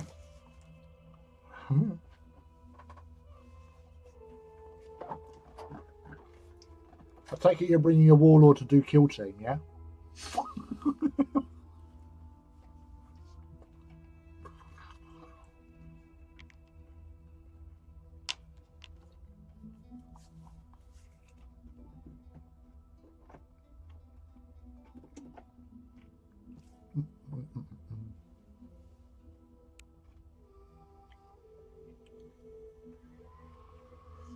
You know what's mad? I've got more negative feedback for commissioned models once they're in the open. Really?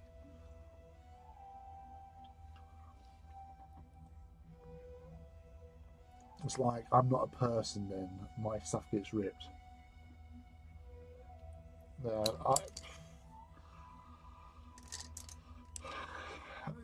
you know, and the thing is, if it's not their commission, you know, obviously the person who's, if it's the client who's doing that, it's like, dude.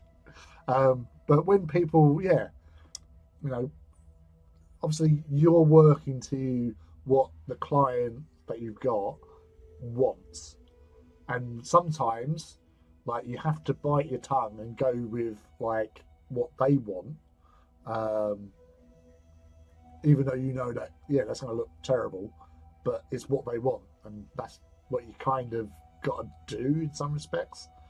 Um, so like, I if I was to ever do commission,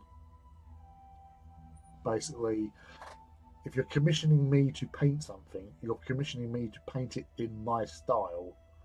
So that's what you're going to get. And quite honestly, I don't give a shit. You know, if I posted it up and somebody goes, oh, you go, whatever.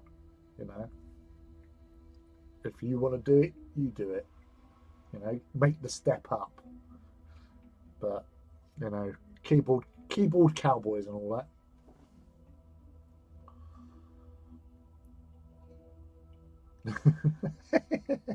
As in when Mantic dropped a reveal I painted and the public pulled it to bits. Yeah, that's shitty. But even the best painters get that. Like, you know, some of the like dudes that have done stuff for like GW, which may be like, you know, yeah, there are some painters and there's some painters. But remember, what was it? Cortez. I know he weren't so much the paint; it was the sculpt, wasn't it, with his Inquisitor Thunderpants. Um, so even the best of us can get criticised for our stuff. But as you say, you're the one sitting there with a Warlord Titan.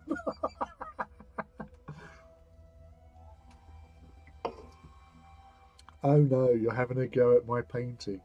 I'm just going to put on this volcano cannon. Yes, there are some silly nuggets out there, nuggets that cause all sorts. Um, Maybe they can get fucked Gondas till they get asked to do it, eh? Yeah, they are twat waffles, which is my current favourite term, actually. I love a twat waffle. Time for some booba shaker. Boop, boop, boop, boop, boop, boop, boop, boop, boop. Booba shaker. Got to do the full song. Just got to write the lyrics for it first. Smallish brush. Inko. Yes. Be there in June. Don't think the Titan is coming. That's fine. I thought I'd ask.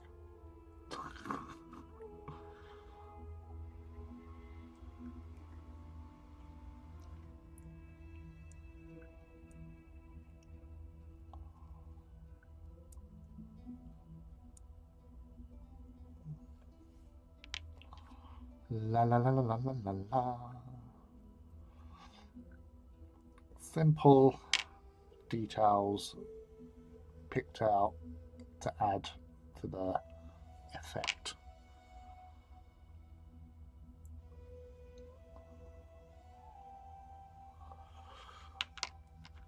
Probably won't be fit. Well, you do put the effort in, to be fair. So, you know, with Titans as well, with any model, is it ever truly finished? I know that like each year, whenever I'm getting ready for Titan walks, I'm always getting the Titans out and doing Titan prep. And you might just go, you know what, I'm going to give a little fresh lick of paint here, or I'm going to add extra details here, and you know, just little mild adjustments. You know, I've done some more work on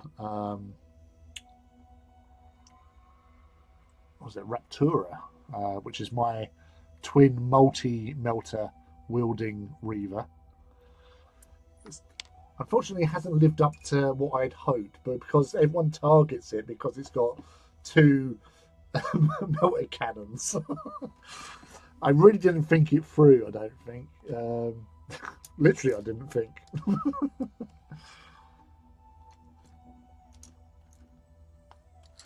They see that and go, "It's gonna die, die, Earth scum."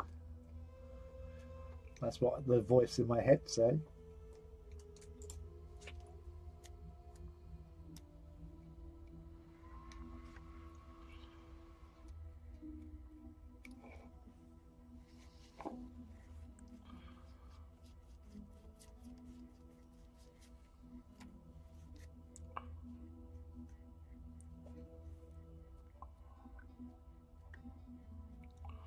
So it's flat brushing over the tracks and part of the tank as well.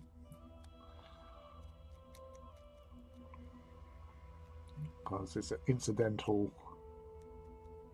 weathering. To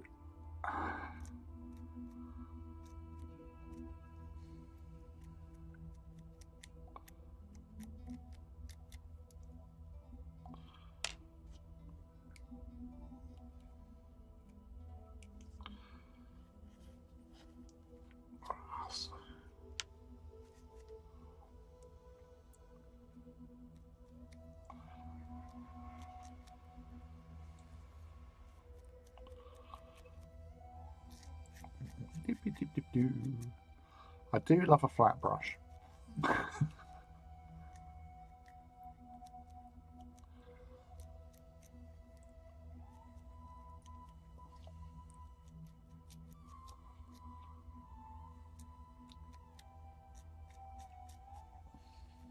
catches the edges of the tracks. Sweet.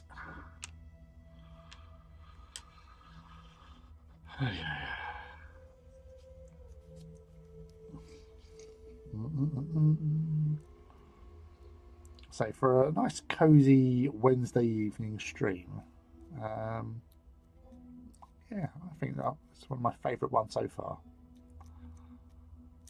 And obviously it's all down to you lovely people in the chat coming to hang out with a crazy wonky-eared, long-haired freak like me. And that's not me putting myself down, that's just being honest.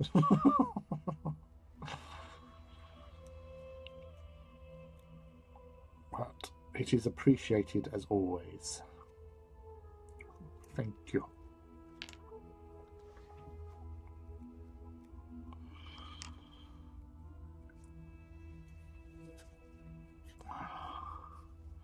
We've got what's it?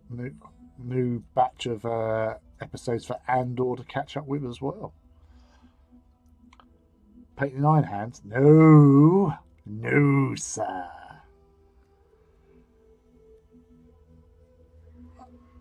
Iron Hands aren't renowned for having purple on their tanks, are they?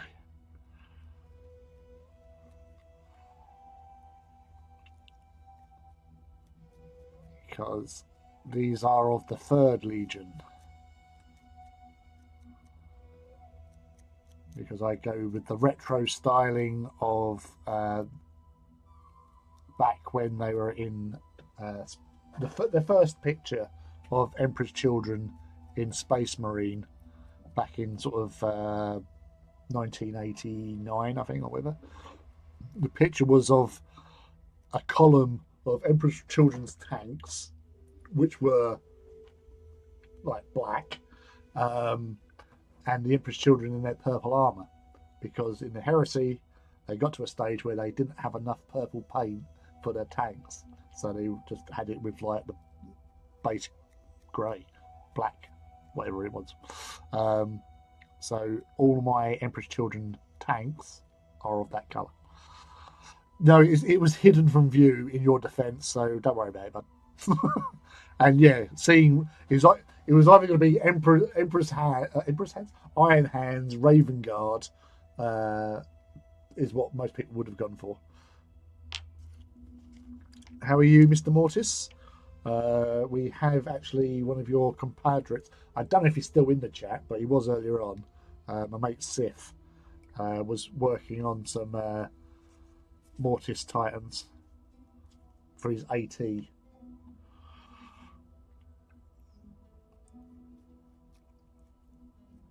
So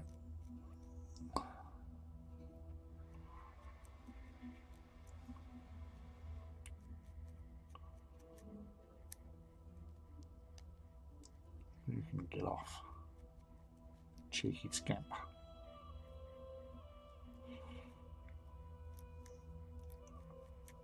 We'll get some details, some silverness.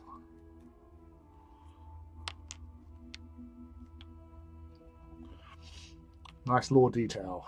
Been blasting through terrain pieces. Nice. I've actually thought about doing some more terrain as well because I've got most of the new Civitas ruined kits to sort of build, and I know I've still got stuff from the Mechanicum sector type stuff as well, and I've got some of the old Civitas stuff to do as well. So I've got a load of scenery already, but you can always have more. So yeah, I really got to get into the zone because scenery is not my favourite part of the hobby. Obviously, tanks and troops and aircraft, anything apart from scenery.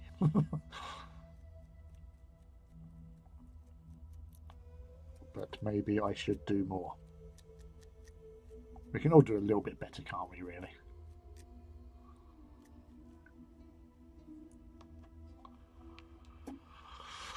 I've got 2 pieces from Rock Minis to paint up. Oh, yeah, he does some awesome stuff. It was actually, funnily enough, at Salute,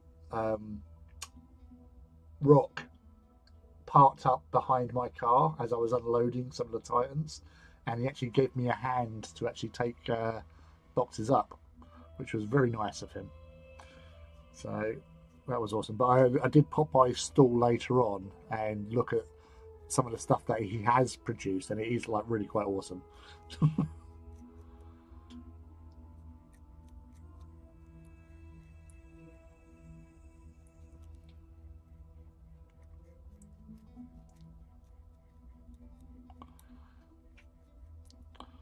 Offer my beauty to sleep to catch you later. And right, ladies and gents, and Eldritch Horrors, I gotta go. Have a good night. Thank you very much, House Gizmo, for claiming first and for doing your best to keep me entertained with questions and little comments. And I don't know what's with that. And thank you, Gondas, for popping in. Lovely to see you. Hopefully, I'll pop into one of your streams soon. But I popped in the other week. Literally, I popped in and then I had to pop out again because the kids were banging out. So yeah, I was trying to settle down for a bit. But yes, I'll catch up with you again soon, no doubt, sir. And you don't need too much beauty sleep, you little scamp.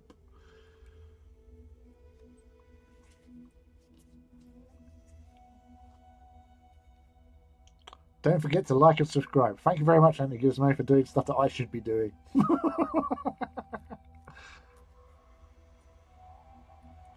Yes.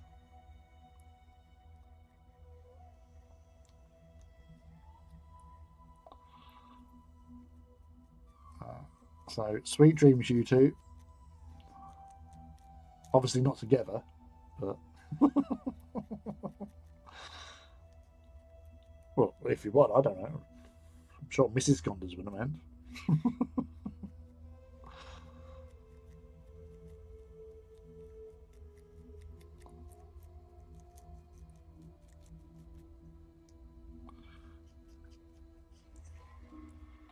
Little by little.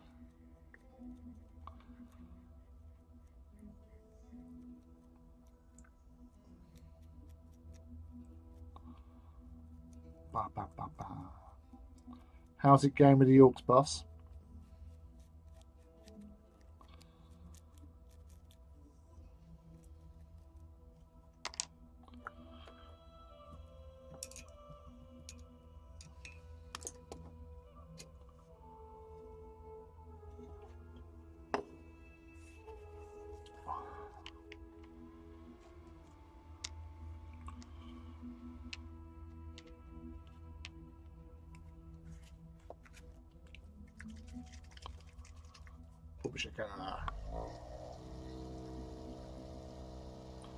Yeah, don't be scared to use Booba Shaker technology for your washes as well. Helps with the pigment mixing.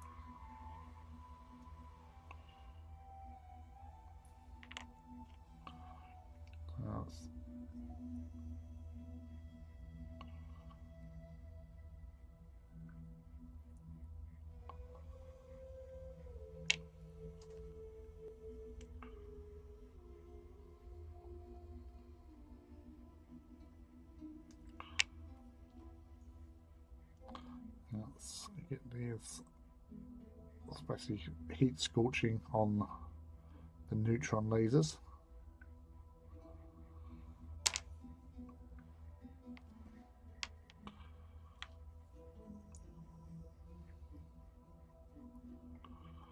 There's a Trushi Violet over the tip.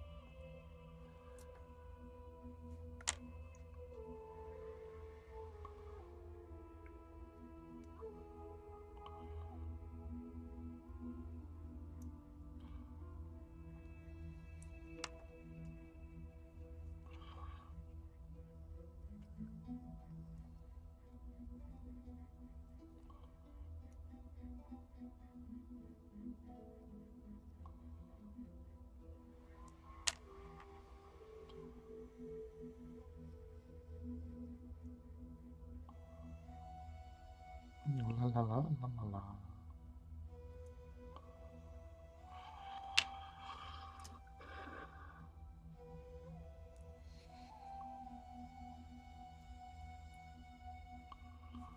Just doing the melters as well.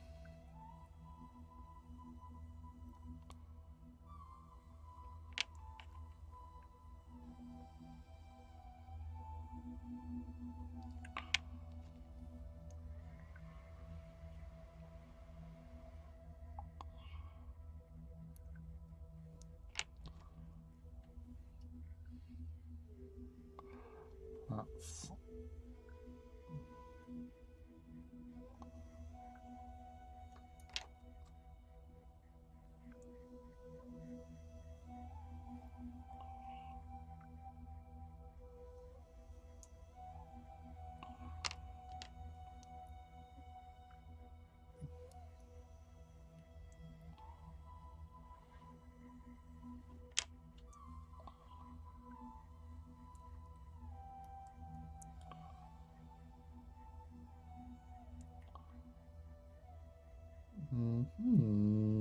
nice.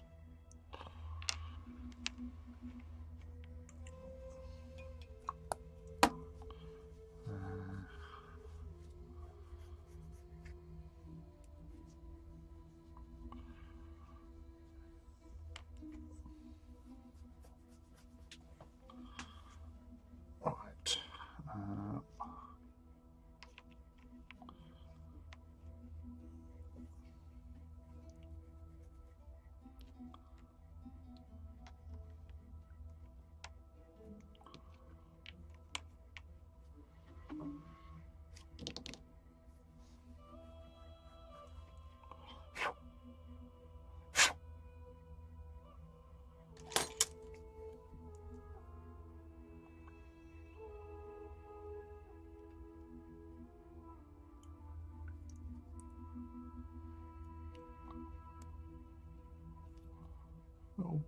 flaky blue paint.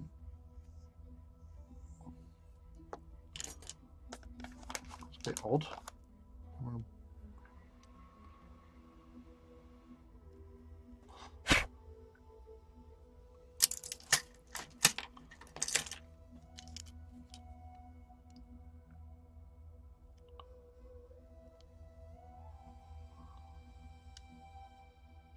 It's odd because we haven't been using blue paint tonight.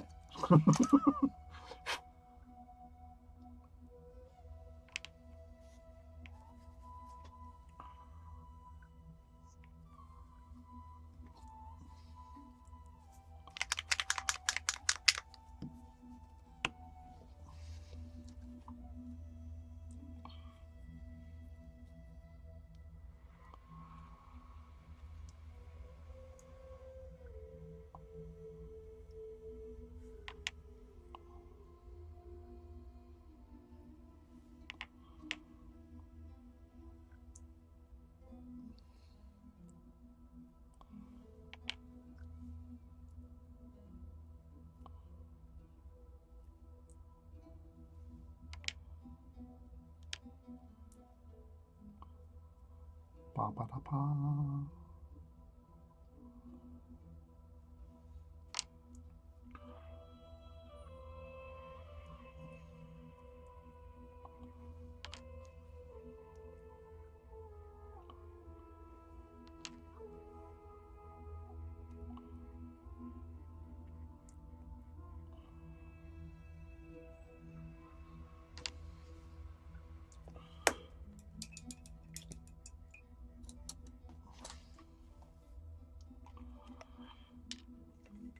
Now we're going to use blue paint because I'm going to do the what should I 2 seconds.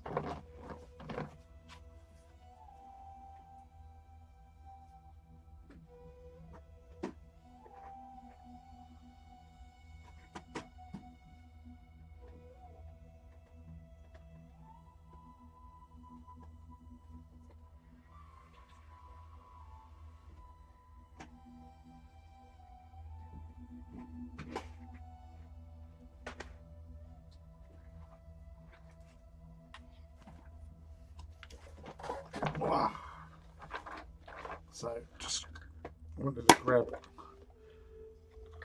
like Spartan.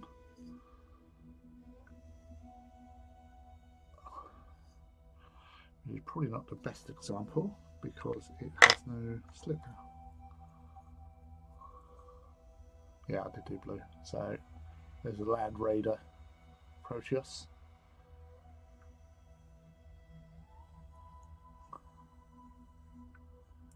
Little Emperor's Children on the roof in the cupola with its pinto mounted multi-mount. Yeah, just wanted to check what I had demand with stuff, which is always going to be pinto mounted multi-mounts. So it's fine.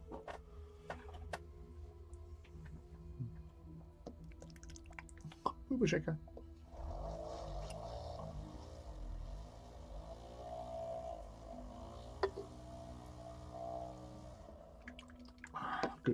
Good. Nice. So I'm using the Calidor Sky, but in air. So it's a lot more fluid. Nice bit of pigment still, but obviously easier to work with, especially with smaller models.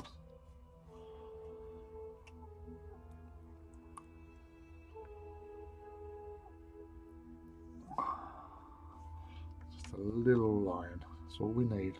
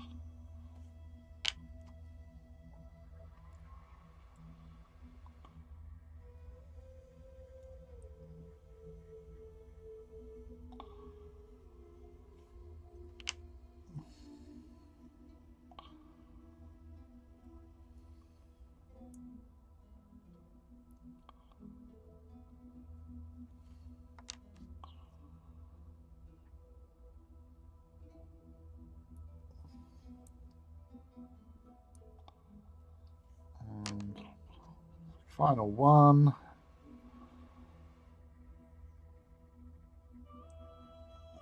Bosh.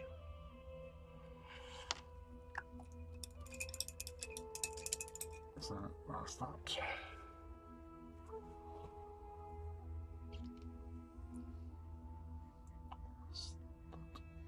I'll put that back into its little tube.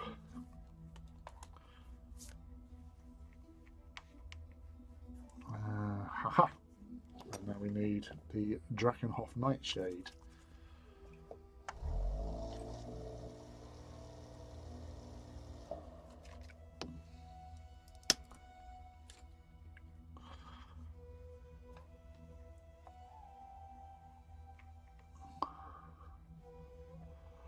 So this is for the very extremes.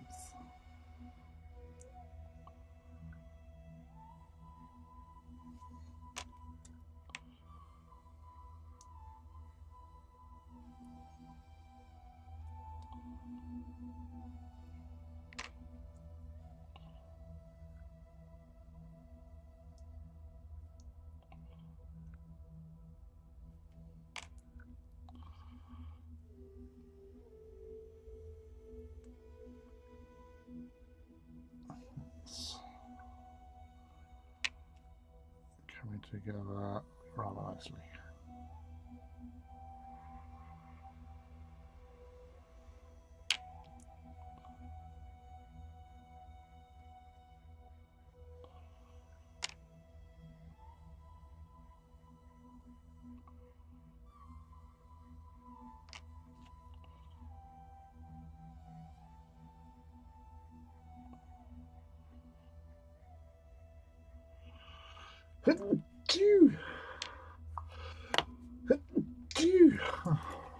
Pardon moi. Right. And I think the last part may look a bit odd, but it needs to be done, is actually on the Pintle Mountain multi-melters, because the main body part needs to be, thank you boss,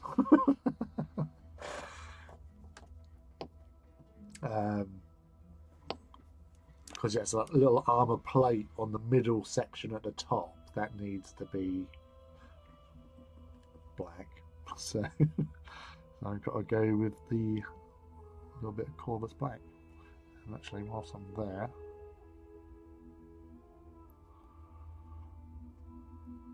just a little bit.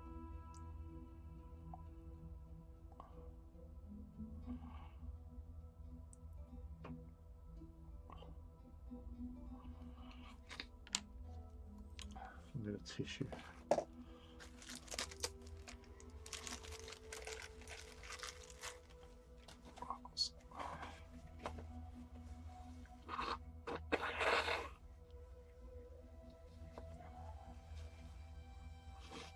Sorry about that.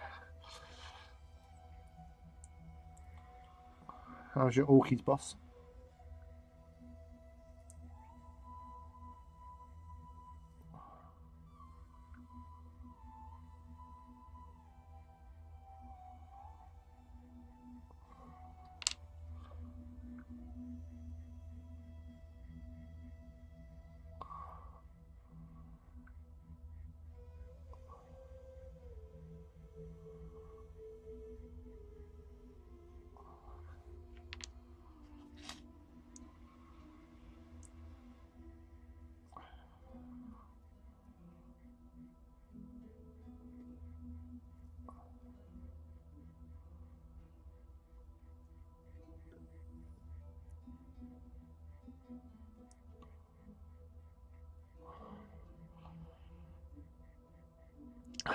Good, got carried away in highlighted skin. Well, that's not a bad thing.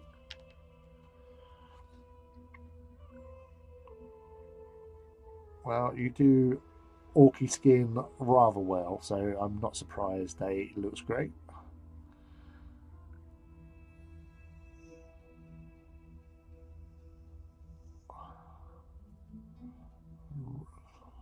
Rogue hair.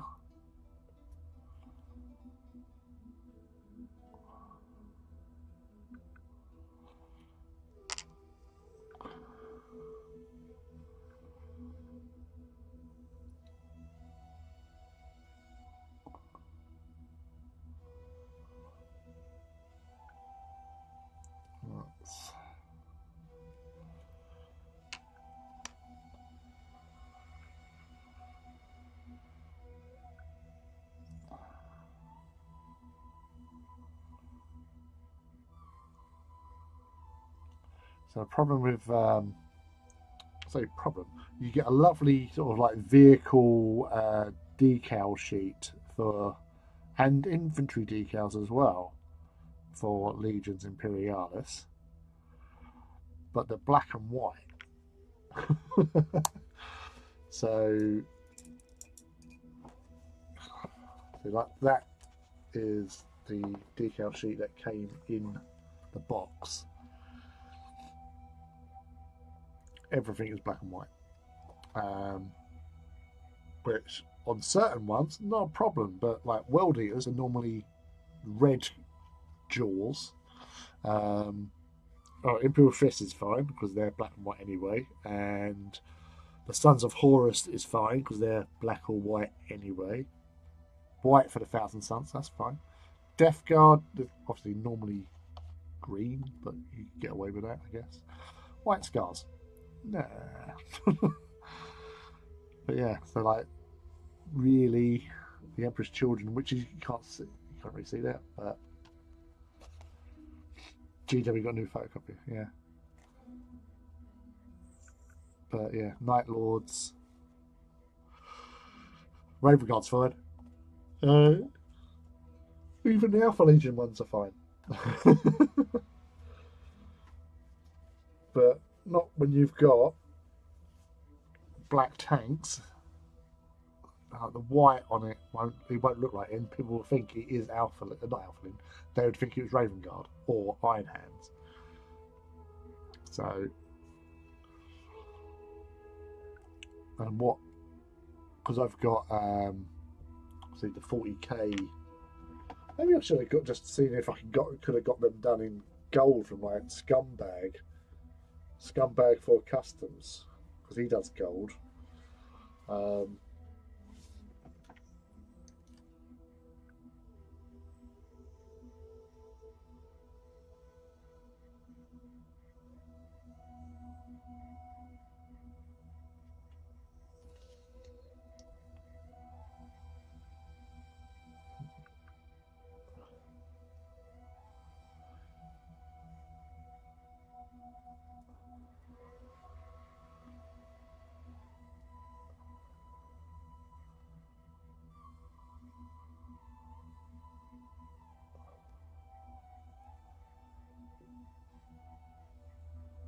there you go. It's all right. It's not too shabby, he says.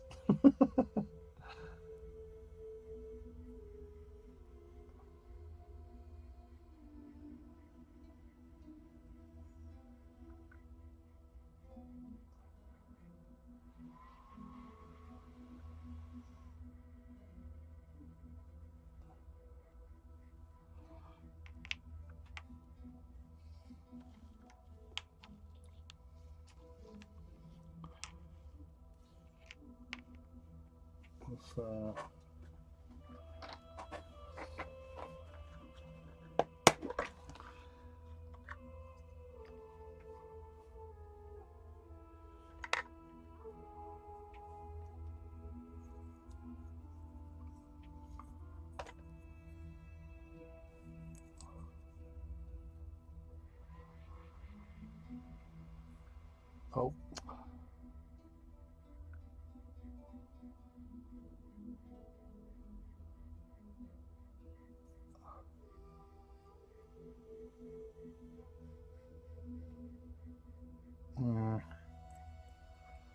Damn it.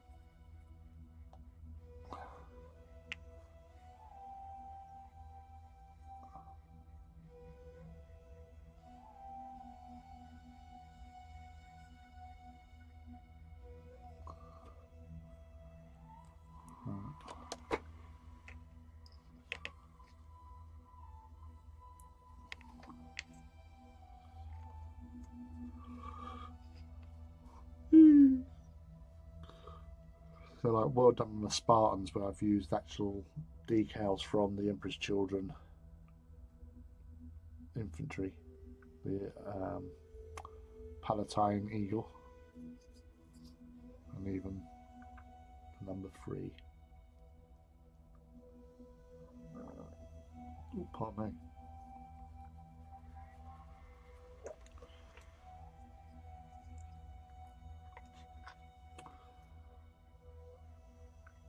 little Xiphon. Got 3 of them. Infantry drop pods. No decals on them, but the doors open on these ones. Unlike the new ones for 40k.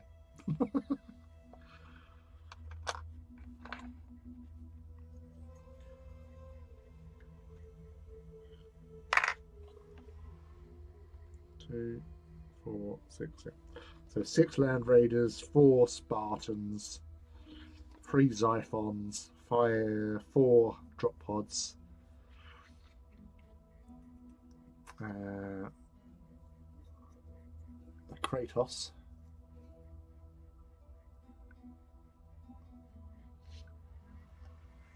so I did go with a purple turret on that just to mix it up.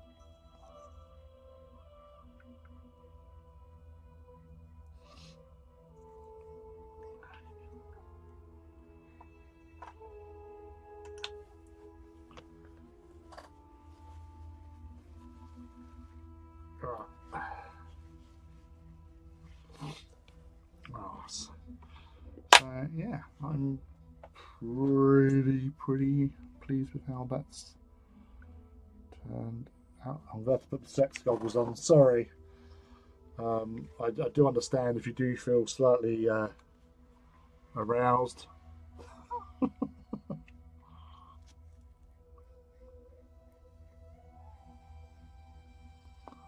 Alright, we'll just put a little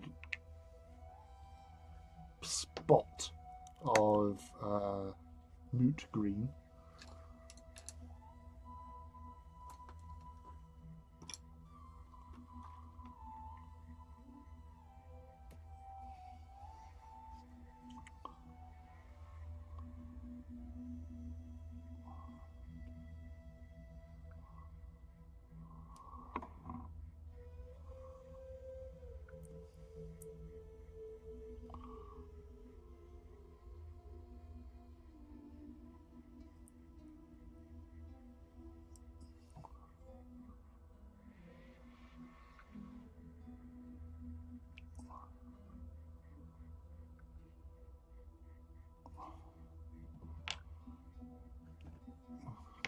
Realise I'm using Newt Air. Probably not the best. Like, it is good, but I don't want it running as such. I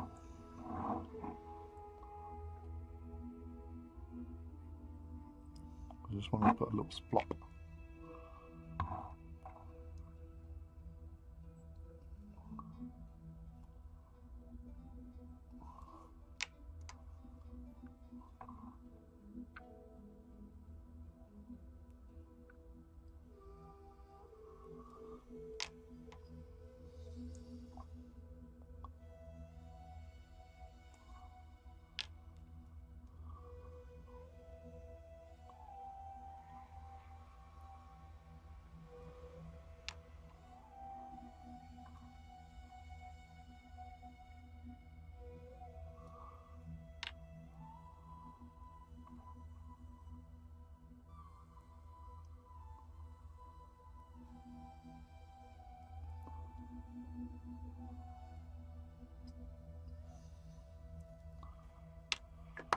Oh yeah.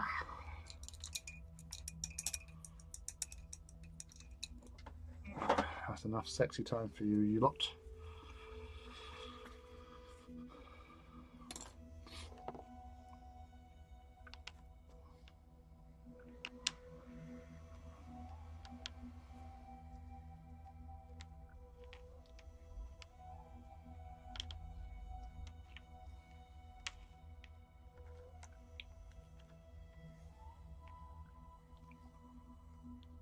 Nice.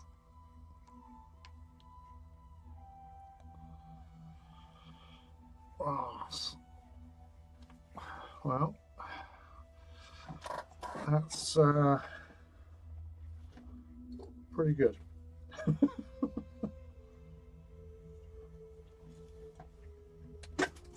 So there's not much space on these to put decals on, and because of the size of decals, it's probably not a wise idea. I could, if I had enough, do the number 3, but I would prefer it in gold. So they've got lots of little sort of tiny decals and numbers, numerals, and all that sort of stuff. But just Emperor's Children with white, it just doesn't work. Doesn't look right. It would look like Dark Angel or Raven Guard-esque, which kind of defeats the point.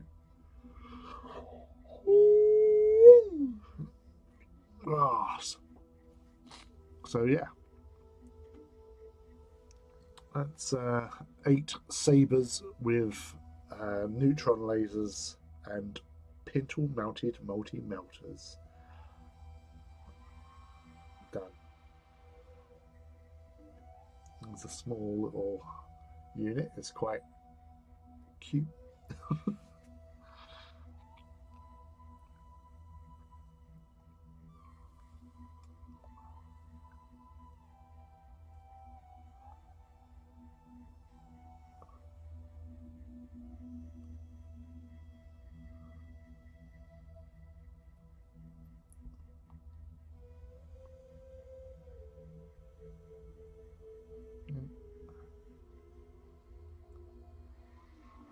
Oh, that's a little tonk.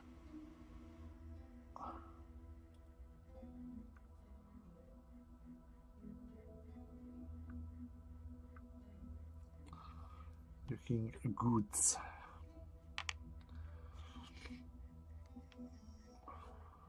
Well, I think that'll do me for now. Because I've got nothing else to paint, and my eyesight is failing. But yeah, thank you for everyone hanging out today. Thank you, Boss and Heed, Gondas, Gizmo, Legio Mortis, and others too many to mention. So many. So Kenneth, Plastic Painter. I've done Gizmo, didn't I? What else was there?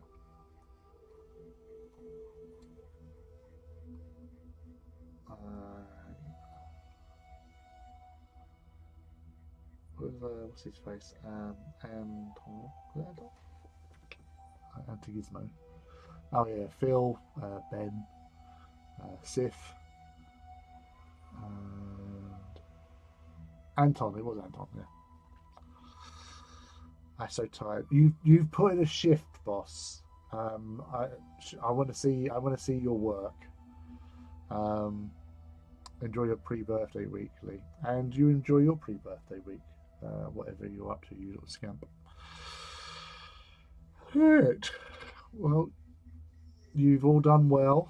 Bless you for coming to hang out and keep me company, and done some awesome work here, people. Well done, well done. Applause to everyone who participated with all the painting shenanigans. I did make a sort of bet with myself to get all 8 of them done, and that's what I kind of have. 99 great streaming. Thank you, boss. Cheers. Sweet dreams. But yeah, so I did that. I'm cool. I'm cool, dude. But yeah, so 3-hour stream, because I started before 8, so we have actually hit 3 hours. The music was about to kick out because it's only a 3-hour and a bit stream anyway. That you are. So nighty night, and back on Saturday, 8 p.m. I'll be painting something else, no doubt. So all that's left to say is thank you once again for coming to hang out and chat and stuff. And until next Saturday, hopefully catch you Saturday. Hopefully catch you too, Kenneth. So I hope you have a wonderful rest of the week, whatever you're doing, and I'll see you at the weekend. So until then, keep cool and keep painting. See you later. Bye.